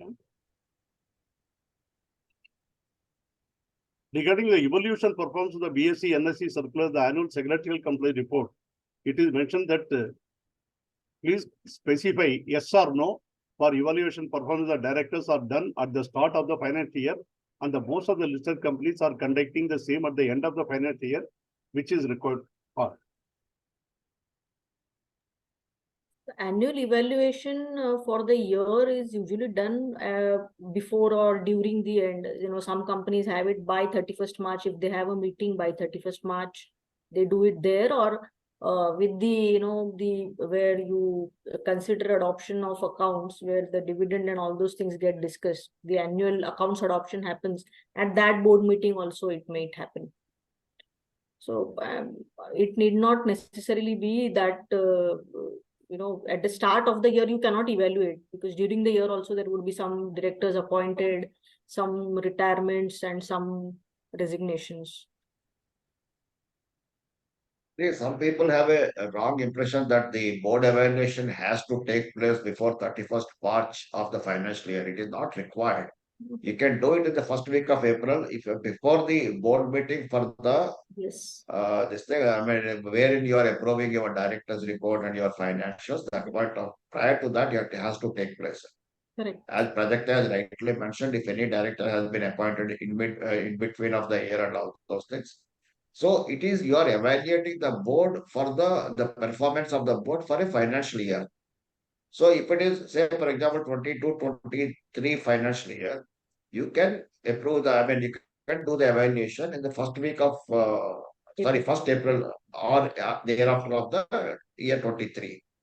And you can do it accordingly. And that is to be, of course, obviously, you have to comment about that in the board's report also. Yes. Yeah, you are absolutely right, because when you are talking the annual evaluation, it is for the particular year which is actually ended. It can never be done at the beginning of the year, as the question has put. It seems to be a hypothetical question. It cannot be there at all. That is right. You are absolutely right. I agree with you.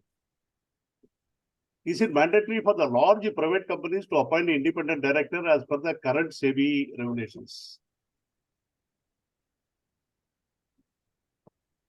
Independent director appointment is based on turnover and those kinds of things under Companies Act. I pardon the question. Is it necessary? Public company is mentioned in Companies Act. Public companies. No. In fact, private companies is actually out of the purview of the independent director as public and listed today, as on today. But I think there was some news item which appeared sometime back in the newspaper. SEBI is actually trying to bring out regulation for the larger companies in terms of turnover, volume, etc. and other things. Some notification, not notification, press release was there actually. Probably, I think he is referring that, because as of today, Sir, it is not SEBI, it is MCA which is going to do that. Yeah, but as of today, SEBI has no jurisdiction on the unlisted companies. As on today, I don't think there is any regulation which is in place calling for the appointment of the independent director on a private company. But if some private companies wanted to appoint a voluntarily independent director, they are free to appoint. There are some companies who have actually appointed. The moment you appoint the independent director as a voluntarily also in the private company, automatically all the regulations which are governing the independent director, you have to comply with that. Actually, there also you'll have to use discretion, because now the maximum directorships that a director can hold mentions that you should be in you could be maximum in 7 listed entities. So there you cannot count the private company directorship. So. Can a managing director of a company A holding 20% shareholder in B company be appointed as an independent director in the B company? No, 20% itself is. All eligibility criteria as per the schedule 4 seems to be fulfilled as a managing director does not hold shares in his name. Share is in name, nothing or any agreement to appoint him as a nominee director, or he will not be considered nominee director. Too complex a question. Sorry, I didn't get the flow. He says, what is the first point he is saying is he is holding 20% shareholding in a B company. Okay. That is the first thing. Huh. And after that, he is saying he is fulfilling all the eligibility criteria as per the schedule 4 seems to be fulfilled as a managing director does not hold shares in his name. Oh, he is saying already 20% share. Yeah. So the question itself is controversy. Yeah. Can we ask them? Yeah. Yeah, we can ask.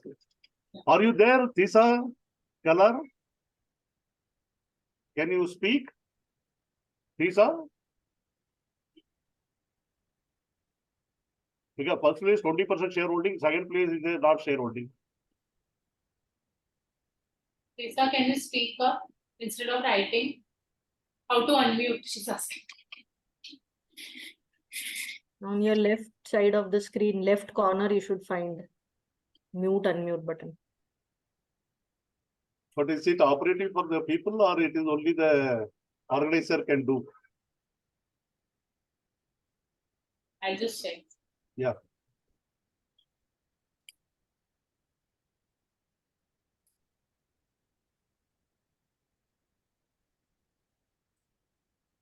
Can you talk now? Ashwini, tell our IT team to I have, ma'am, we are panelists, so I can give a permission. Am I audible? Yes. Yeah, very much. Thank you so much for the opportunity. I'll just clarify the question. So the question is, the person is a managing director. So he's not like he doesn't hold shares in his own name. So say there's A company, which is invested in B company. And A company is the investing company. This person is just a fiduciary role of a managing director. Say the shareholding is not like an associate company, it's less than 20%. It could be 8%, 10%, anything. So in that scenario where the managing director does not hold any shares in his own name, he's just managing a company which is invested in the other company. If you see the Schedule 4 criteria for eligibility, none of the points will get triggered because the trigger points are you either need to be a promoter, holding subsidiary, associate, that doesn't get triggered. The managing director himself does not hold any shares, so the 2% shareholding criteria doesn't get triggered. So and then there's no agreement to appoint this person as a nominee director. So he will not be considered as a nominee director, though that particular entity holds shares in the other entity. So in that scenario, just wanted to understand, because the eligibility criteria as per Schedule 4 is getting fulfilled, there's no other trigger which prevents him or debars him from becoming an independent director. In such a scenario, just wanted to get the expert's view on this. I hope I'm clear. Do I need to repeat? Yeah, I will ask some more questions. Sure. If you don't mind. Sure. So Mr. X, in his own capacity, is not holding. He is the managing director of company A, which has invested 20% in company B. No, can we take a number which is less than 20%? See, he's holding otherwise it will become an associate. Yeah, 20% becomes an associate. So say it's only 10%, 50%. It's an investing company which invests in a lot of entities. So say they're holding only 15% or 10% for that matter. In that, about 20% is clear. So that I'd written like less than 20%. So just want to understand in that scenario. Less than 10%. And he is in whole-time employment of company A. He's the managing director. Right. But if you see the Schedule 4, there's nothing which prevents this. Because it doesn't say that if you're in employment, if you're a director of Can I answer this question, Prajakta? Yes, sir. See, it is very clear this gentleman who is the managing director of company A is not holding any shares in company B. Similarly, company A is holding less than 20% shares in company B. That's it. So for all purposes, the managing director of A company can be the independent, he can be appointed as an independent director of company B or whatever the name of the company is concerned. Number one. Number two, Schedule 4 is prescribing any criteria for the independent director. Criteria of independence is determined by 149 subsection 6. And in addition to that, regulation 16 of the listing regulations. Schedule 4 is only a code of conduct for the independent directors. So Right. only thing what you need to ensure is there should not be any kind of interlocks between company A and company B. When the independent director of one company's director is appointed as an independent director of the other company, that other company's executive director should not be an independent director of company. That interlocks are not to be there. That is, we have to ensure it. Otherwise, you can do it by all means. Sure, sir. Thanks so much for the opportunity. Really Yeah, appreciate thank it. you. Thank you. Any restriction for reappointing a nominee director who was receiving the director remuneration as an independent director? Nominee director is not qualified to be an independent director. He is So not we- an independent director. Say we're redesignating the person. So say yesterday he was a nominee director, then that whichever entity has nominated him revokes his nomination. Then, and he was say in his erstwhile capacity as a nominee director, the company was paying him some remuneration. Now the entity which is nominating him is no longer nominating him. They've withdrawn the nomination. In that case, can he be redesignated as a independent director? Because again, the eligibility criteria says you should not have had any other pecuniary relation other than remuneration. So I've not got anything other than remuneration in the past 2 years. Somehow I am of the According to view that me, in this case, first and foremost thing is the board has to take a note that his nomination has been withdrawn by Right. the institution whichever has nominated him. Right. So he is no more a nominee director. Yes. After that, the board has to appoint him as an independent director. It is not a redesignating. Board Yes, has to yes. appoint him as an independent director Yes. for a period of 5 years. Okay, from the date of his appointment, subject to the approval of the shareholders in the annual general meeting of the company. Okay. That's But how we somehow, have to do that. Sir, I have a point of view here that because the association as a nominee director would have been for say 3 years, 4 years now, and suppose immediately without any break, if we plan to take him as an independent director, somehow I am feeling it to be a little gray area, where you can actually. To my knowledge, Prajakta, I am aware of that where you are coming from. To my knowledge, that kind of restriction is not there in case of a nominated director. Legally, it is tenable. Governance point of view, if you want to take it, that is a different thing altogether. But legally, there is no such restriction. Okay. It should not be there. Only the 3 years thing is only in the case of employment of the executives is there. Then that is there, not for nominated directors. Thank you, everyone. Thanks so much. Okay, go ahead, Ashwini.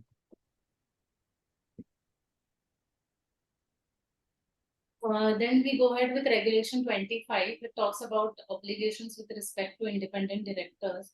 It says that no person shall be appointed or continue as an alternate director for an independent director of a listed entity with effect from October 1, 2018. Then the maximum tenure of independent director shall be in accordance with Companies Act and rules made thereunder. Further, the appointment, reappointment, or removal of an independent director shall be subject to approval of shareholders by way of a special resolution. Now, in this, they have mentioned a special case wherein, suppose a special resolution for independent director fails to get the requisite majority of votes, but the votes cast in favor exceed the votes cast against the resolution, and the public shareholders have what is called passed the resolution. I mean, their votes are more than the votes cast against. Then this resolution shall see deemed to be have passed. So this is a special note that has been attached to this appointment, reappointment, or removal of independent director. So non-promoter holding. So primarily, what here happened was that the power of the promoter Is for appointment or removal is more or less it is removed, because it is the majority of the minority has to determine that whether the appointment of independent director is there or the removal of independent director is there. Yeah.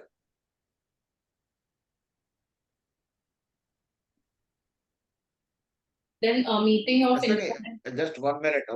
Ashwini, 1 minute. Before you go for the meetings of independent directors regarding the appointment of independent directors, go to the previous slide, please.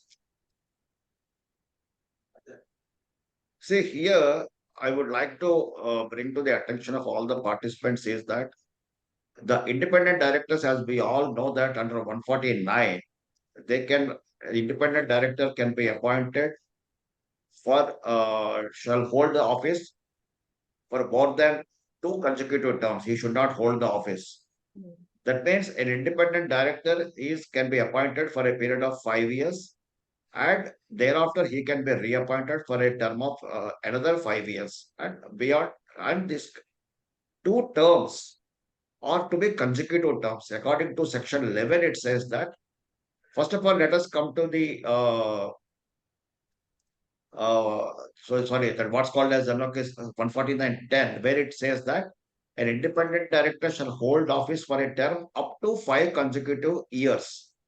So up to 5 consecutive years means if an independent director is appointed even for 1 year also, it will be counted as one term. Yes. Whether it is 1 year, 2 year, 3 years, whatever it is always counted as one term of that is over.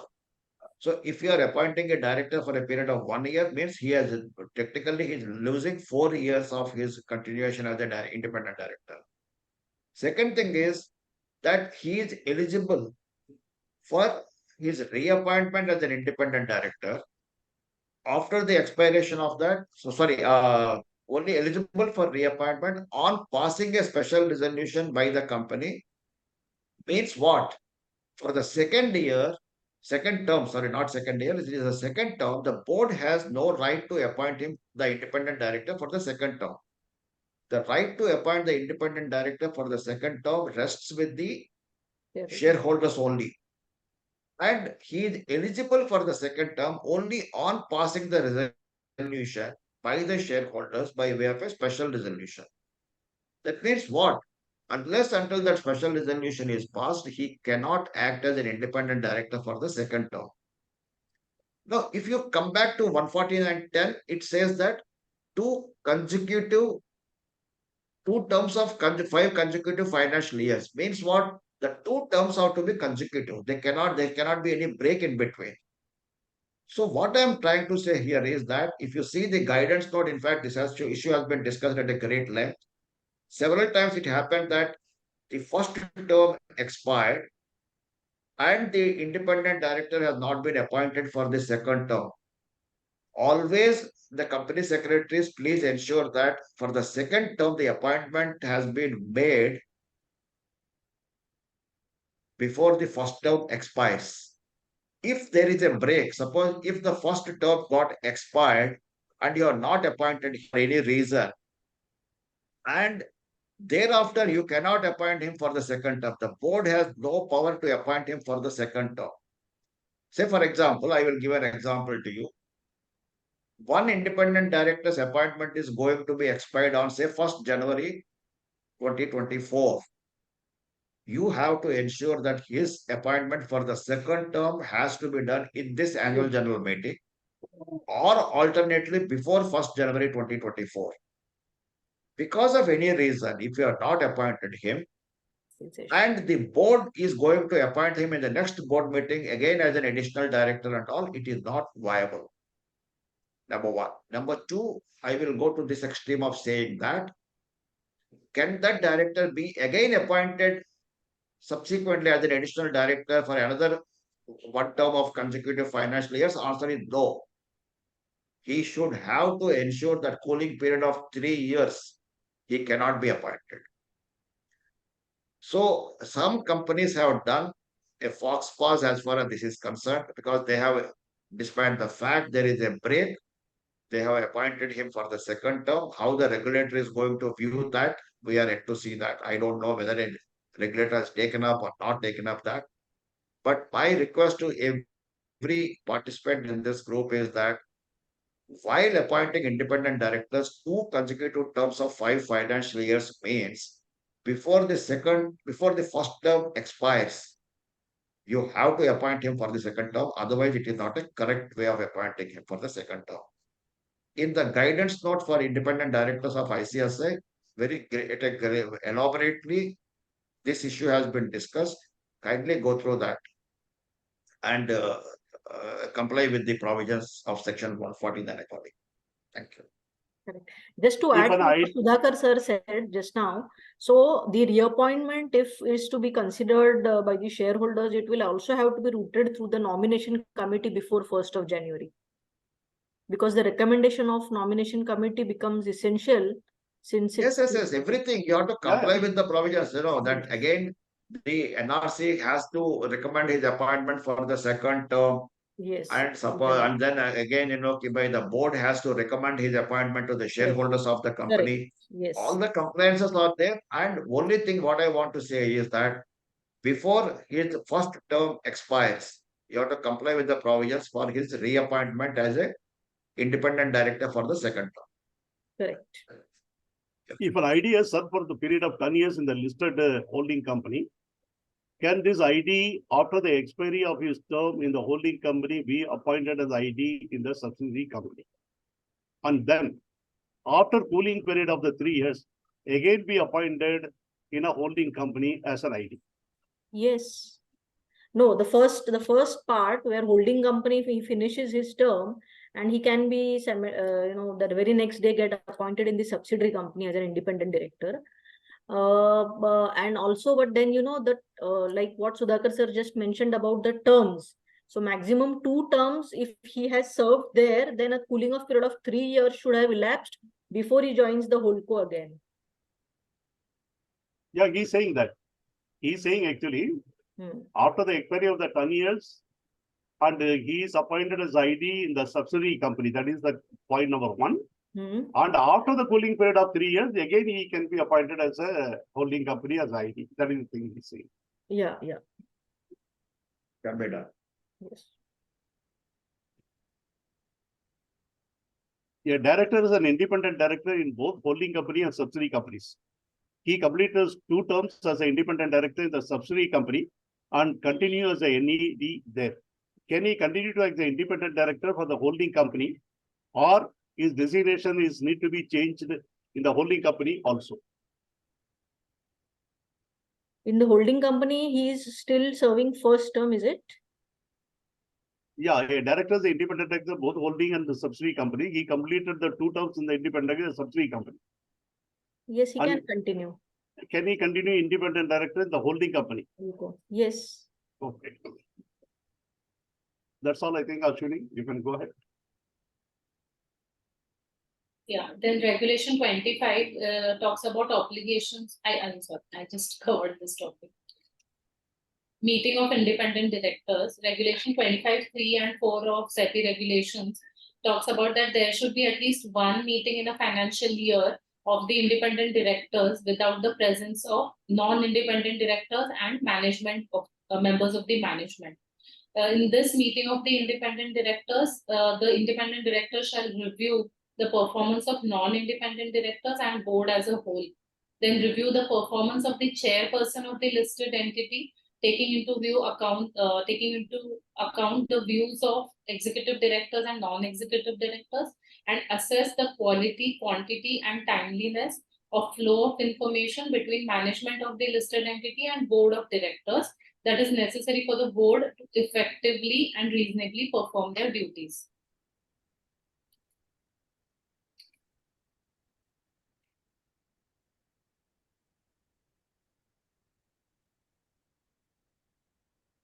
Further, an independent director.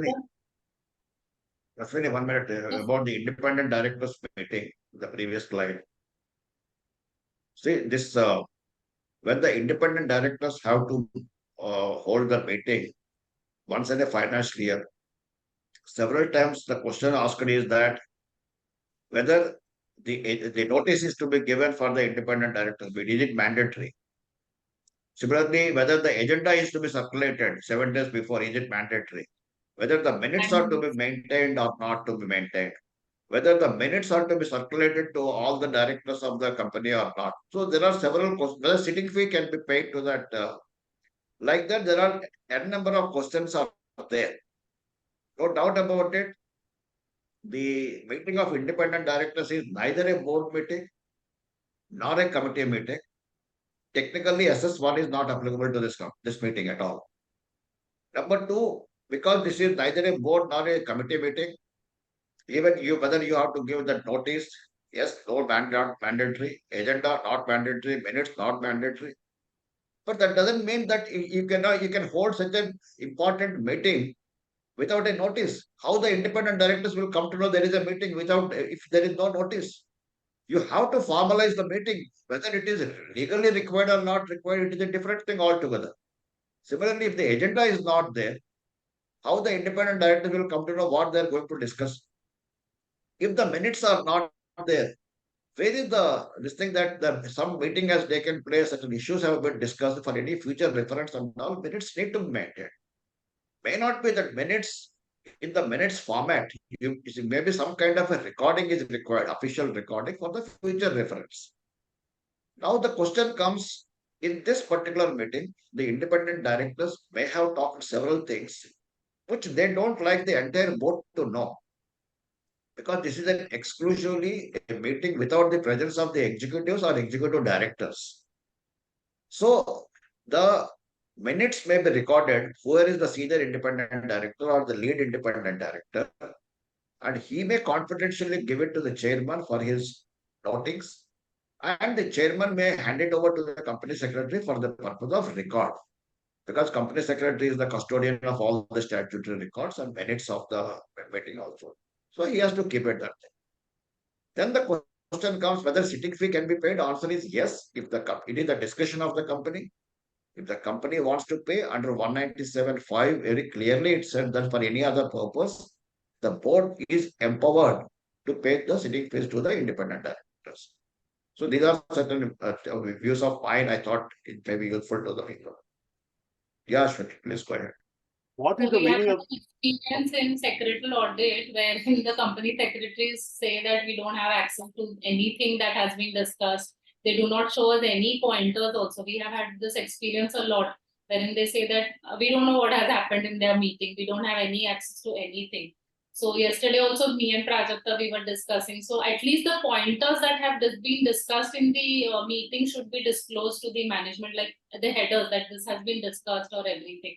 If the See, one thing, Ashwini, one thing, you see, that though as I was mentioning to you, that pointers also, it is not necessary the other executive directors comes to know about that. Similarly, as a secretarial auditor, technically, I don't think you have a right to insist that I want to see the minutes of the independent directors meeting. But yes, certainly you have to have an alibi that the independent directors meeting has taken place. So if the attendance sheet has been shown to you, that should be sufficient. no, so That we do not independent insist directors on the meeting. minutes. We do Sure. not insist on the minutes, but at least a proof that the meeting has been held is asked. We do not insist on the minutes or anything. But then also these people, sometimes they say that we don't have access, we don't know when. That is not a right approach. They So, should know that the meeting. Yeah. So, Sudhakar sir, what you said, I second that. But also, I feel as company secretaries, because often the directors are not very well aware of the nitty-gritties of what the requirement is. Yes, they are aware that independent directors need to meet without executives and company secretary in that room. But as a company secretary, I think we need to facilitate, we need to bring it to their notice that, sir, these are the three things, like evaluation of board members. The moment you say, they may say that you please give me some kind of this thing, and they may give their inputs to you that I want to, have some parameters set down and, so that to take it forward. So we could be the facilitators for that. Like you mentioned, sending the notice, giving them some rough agenda, guideline, how to conduct the meeting. And maybe if they wish to facilitate minutes drafting also, if they facilitate, and like you said, some things they may not want to record, but I have seen many company secretaries also saying what Ashwini said, and there are other extremes also who say that no, we prepare minutes also, we prepare everything and we keep it. So there are two extremes. So because the law is silent. That's why Prajakta, I agree with you. There are two extremes. That's why I said that only legally what is required, what is not required. As I was mentioning to you that if as a secretarial auditor, if he comes to me, if I show that, yes, this is the notice, this is the agenda, which was there for the purpose of discussions, that is sufficient. Correct. In addition to that, attendance sheets are there. Attendance sheets should be there because that is the alibi that a meeting has taken place. Correct. Now, as far as the minutes are concerned, that what they have discussed and what they have not discussed, as you rightly said, it is the prerogative of the independent directors to call the company secretary or any senior management person to attend the meeting and to apprise them about certain operations of the company. But if they feel like, say, for example, several times I attended the independent directors meeting of Reliance, and at an opportune time they used to say, please excuse us, and we used to come out. And where we have been asked, then only we went there. So it is depending upon the independent directors. If they ask you, you facilitate. If they say that, no, don't worry, we will give you the minutes. Correct. Normally, what happens is that minutes are given by the lead independent directors in bullet form, and we will just keep that thing only. The independent directors who attended the meeting, their names you give it there, what the discussions in a bullet form, whatever the form it is, just say, for example, that the independent directors discussed the flow of information of the company and find it good. Or the independent directors have discussed about the operational performance and the performance of the executive directors. That is fine. I'm not talking about board evaluation. I'm talking about the generally. Or you can say the independent directors have discussed about the legal issues and they have expressed certain apprehensions about that, and certain the corrective measures are to be taken. So even if you draft the minutes like this, this is very much legal. Correct. Okay. Yeah. Bala sir, your view. What is the meaning of the term management, overall management? Who is comprised the term management? I think is very clearly said. One level below the board of directors is the management. Management, as we understand, is the management is the one who actually controls the workflow and maintain the things and to give the implementation of the strategic plan and other things and all. That's also very clear on this.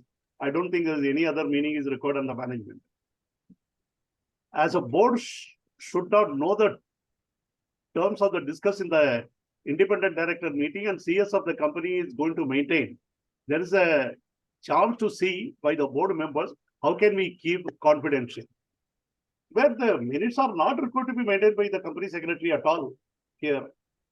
In fact, many companies, the company secretary, as Prajakta and Sudhakar said, they facilitate, but they themselves keep the meeting, etc. And they give a formal note to look here. These are the points, these are the things, these are the outcomes. That's what they say that. Where is the question of CS maintaining the minutes, etc. Prajakta, your view? No, I agree. And just to add one more point also, because at the independent directors meeting, the evaluation gets discussed, board members, even chairman's evaluations.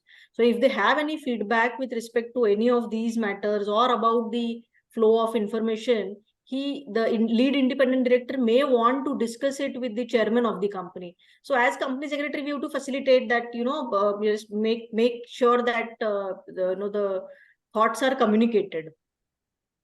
Secretarial auditor always has to provide the minutes of the ID, etc. No, they cannot, because they are supposed to only know the meeting has taken place. That's all. They don't have any access to the minutes. They cannot ask for the minutes legally. That is very clear on this. And somebody is putting it clear. Ashwini says, actually, we do not ask for the minutes. We ask some proof that meeting has taken place. That is the right way. There's a requirement that concern is raised by the ID should be discussed at the board meeting. How can we do this if the minutes are not prepared? Please provide. Here, the independent directors, they tell you what is the point, what is the thing, what they want to discuss, that from the agenda of the item. There is no need, there's a minutes is required to be produced. Yes, Prajakta. Yeah, I agree with you, sir. They may just raise a point like Sudhakar sir said that, some legal case may be of concern to few of the independent directors. And if they feel that they need to talk to the chief legal officer or to any other senior person, they may talk about it to chairman and get that thing discussed. And mind me, even at this independent directors meeting, if they want to invite one of the officials, senior officials to clear some of their doubts, they could do that. Yeah, it is up to them. Yes. And another thing is there, every point, as you rightly said, alarming point is coming, etc. and other thing and all. they can always tell that we want to include this item to be in the next board meeting agenda. We Yes. need to discuss the item. They can bring it. It can be scheduled in the board meeting agenda. It can be discussed. Right. There is no question of, getting the minutes, etc. and other thing and all. To that extent, that is also wrong on the part of the central auditor to ask for the minutes. As Ashwini rightly puts it, that you cannot ask for the minutes. Only thing what you can ask is, there is a proof that the independent director's meeting has taken place. That's all. I think Sudhakar has elaborately said, having the attendance sheet, having the agenda, having the notice issued, etc. is the enough proof on that. Yeah. Go ahead, Ashwini. Yes. Regarding the liability of any independent director, it shall be that only in respect of such acts or of omission or commission by the listed entity which he had knowledge about. So he can be held liable only for such acts of the listed entity and not for all the acts, and where he has not acted diligently with respect to the provisions contained in these regulations. Further, an independent director who resigns or is removed from the board shall be replaced by a new independent director at the earliest, but not later than 3 months from the date of such vacancy. And then no independent director who resigns from a listed entity shall be appointed as an executive full-time director on the board of its listed holding, subsidiary or associate company, or a company belonging to its promoter group, unless a period of 1 year has elapsed from the date of resignation. So that cooling off period of 1 year is mandatory if he has to be appointed as an executive director post his tenure of an independent director. Then there is a declaration that has to be given by an independent director at the first meeting of the board in which he participates, and thereafter at the first meeting of the board in every financial year, and whenever there is any change which may affect his status as an independent director. And he must also state that he is not aware of any circumstance or situation which exists or may be reasonably anticipated that would impair his ability to discharge his duties with an objective of independent judgment and without any external influence. The board of directors of the company then shall take on record the declaration and confirmation submitted by the independent director after assessing or undertaking due assessment of the veracity of the same. Further, the listed entity shall familiarize the independent directors through various programs about the listed entity, including the nature of the industry in which the listed company operates, the business model of the listed entity, the roles and responsibilities of the independent directors, and relevant information. The familiarization program, as we say, has to be made, has to be given to the independent directors. Further, the top 1,000 listed entities by market cap, as calculated on March 31st of the preceding financial year, shall undertake directors and officers insurance, DNO as we call it, for all their independent directors of such quantum and for such risks as may be determined by the board. Further, a high value debt listed entity shall undertake directors and officers insurance for all its independent directors for such sum assured and risks as may be determined by the board. So in this case, I want to refer to a case law, Resonance Eduventures Limited. In this case, the ROC Jaipur has levied a penalty of 5 lakhs on the company managing director, CEO, and company secretary for non-appointment of independent director for a period of 513 days during 2019 to 2021. The matter was adjudicated in the month of April 2023. What this case law shows that it shows the importance of complying with the statutory provisions and importance of corporate governance in a company. And this case law is available online also. It is given by ROC Jaipur. So with this, I would like to end my presentation if you want to take any questions. And in continuation with what Ashwini said, very recently, I think in the month of August or something, there was another case law which was there passed by the Bangalore ROC. I think it is the company names called the United Telecoms Limited. In that company, what has happened is they have actually conducted the meeting through the video conferencing during the COVID period. That particular period, what they have done is they have issued the notice. But the explanatory statement which is actually attached to the notice did not actually say in the opinion of the board, the independent director is actually possessing, the candidate who is actually a person who is possessing the independency, etc., they recommend for the independency. That sort of the specific statement was not made by the board of directors, which was actually required to make in terms of section 152, and also the detailed circular issued by the ROC that during that period, I think somewhere in April 20 itself, immediately after the COVID had started. So for that, this ROC has actually penalized the company secretary and the whole-time director and the managing director and the company to that extent. That is one. The same company, once again, the notice was actually not displayed in the website of the company, which is also one of the requirement. And the matter was taken up with the company, and the company said, no, what happened is the website was under construction, etc. We could not upload and other thing they said, but somehow the ROC Jaipur said nothing doing. You are supposed to actually display the notice. These are all no excuses. Again, same, the company, MD and CS, they were actually paralyzed to that extent. So nowadays, people are also looking from the regulatory perspective on this. So company secretary has to be very vigilant, as I said in the initially. There are a number of cases are there actually. Yeah.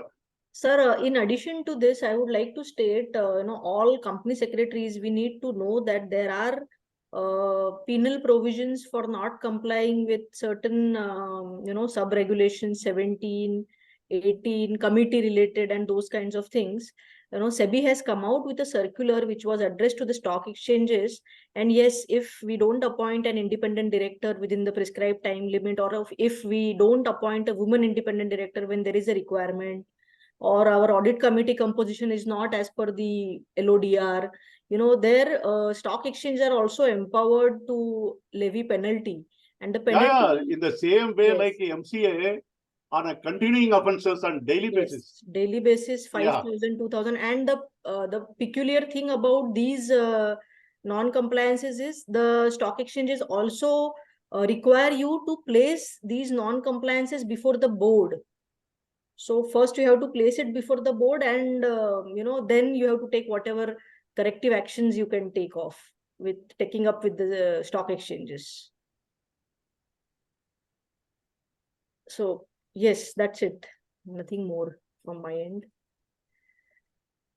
I think all the questions we have actually taken, there no questions are there. Only I can see there are a lot of appreciation which has actually come. It was a very insightful session, very grateful to organizing such a knowledgeable session, etc. You can actually see many people are appreciating this. Ashwini, you have done excellently, very good preparation and given us the things in the capsule form. And Prajakta and Sudhakar, I will not say anything separately to you because you are the man of tall of yourself only. Everybody knows that.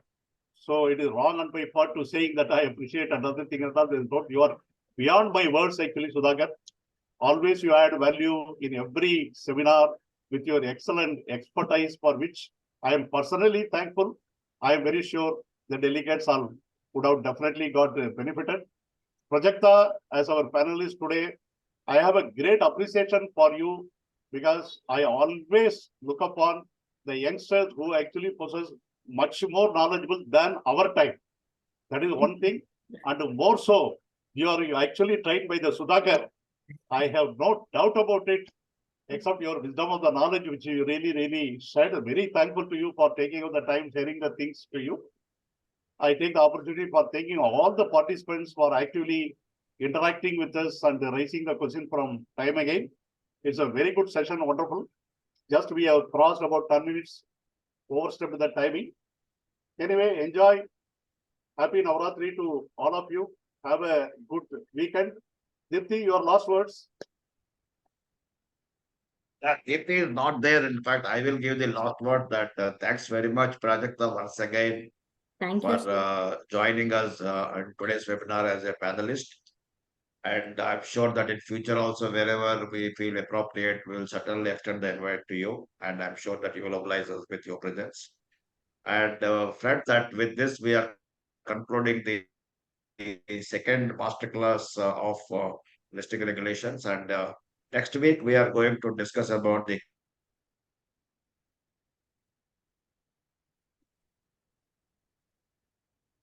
I think your voice is not heard.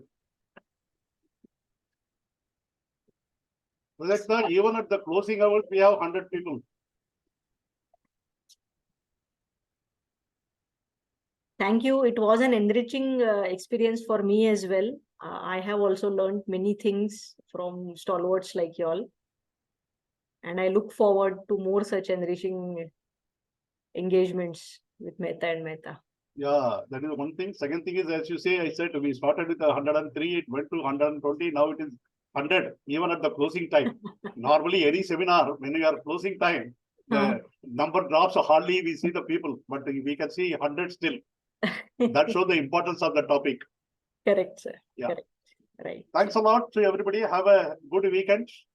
We'll Yes. meet yet Wishing another everyone session a the next happy Saturday. Navratri. Happy Navratri, happy Dasara, happy Saraswati Puja. Thank you. Thank you, Ashwini. It was a pleasure. Thank you, Prajakta. Thank you. Thank you. Bye. Bye.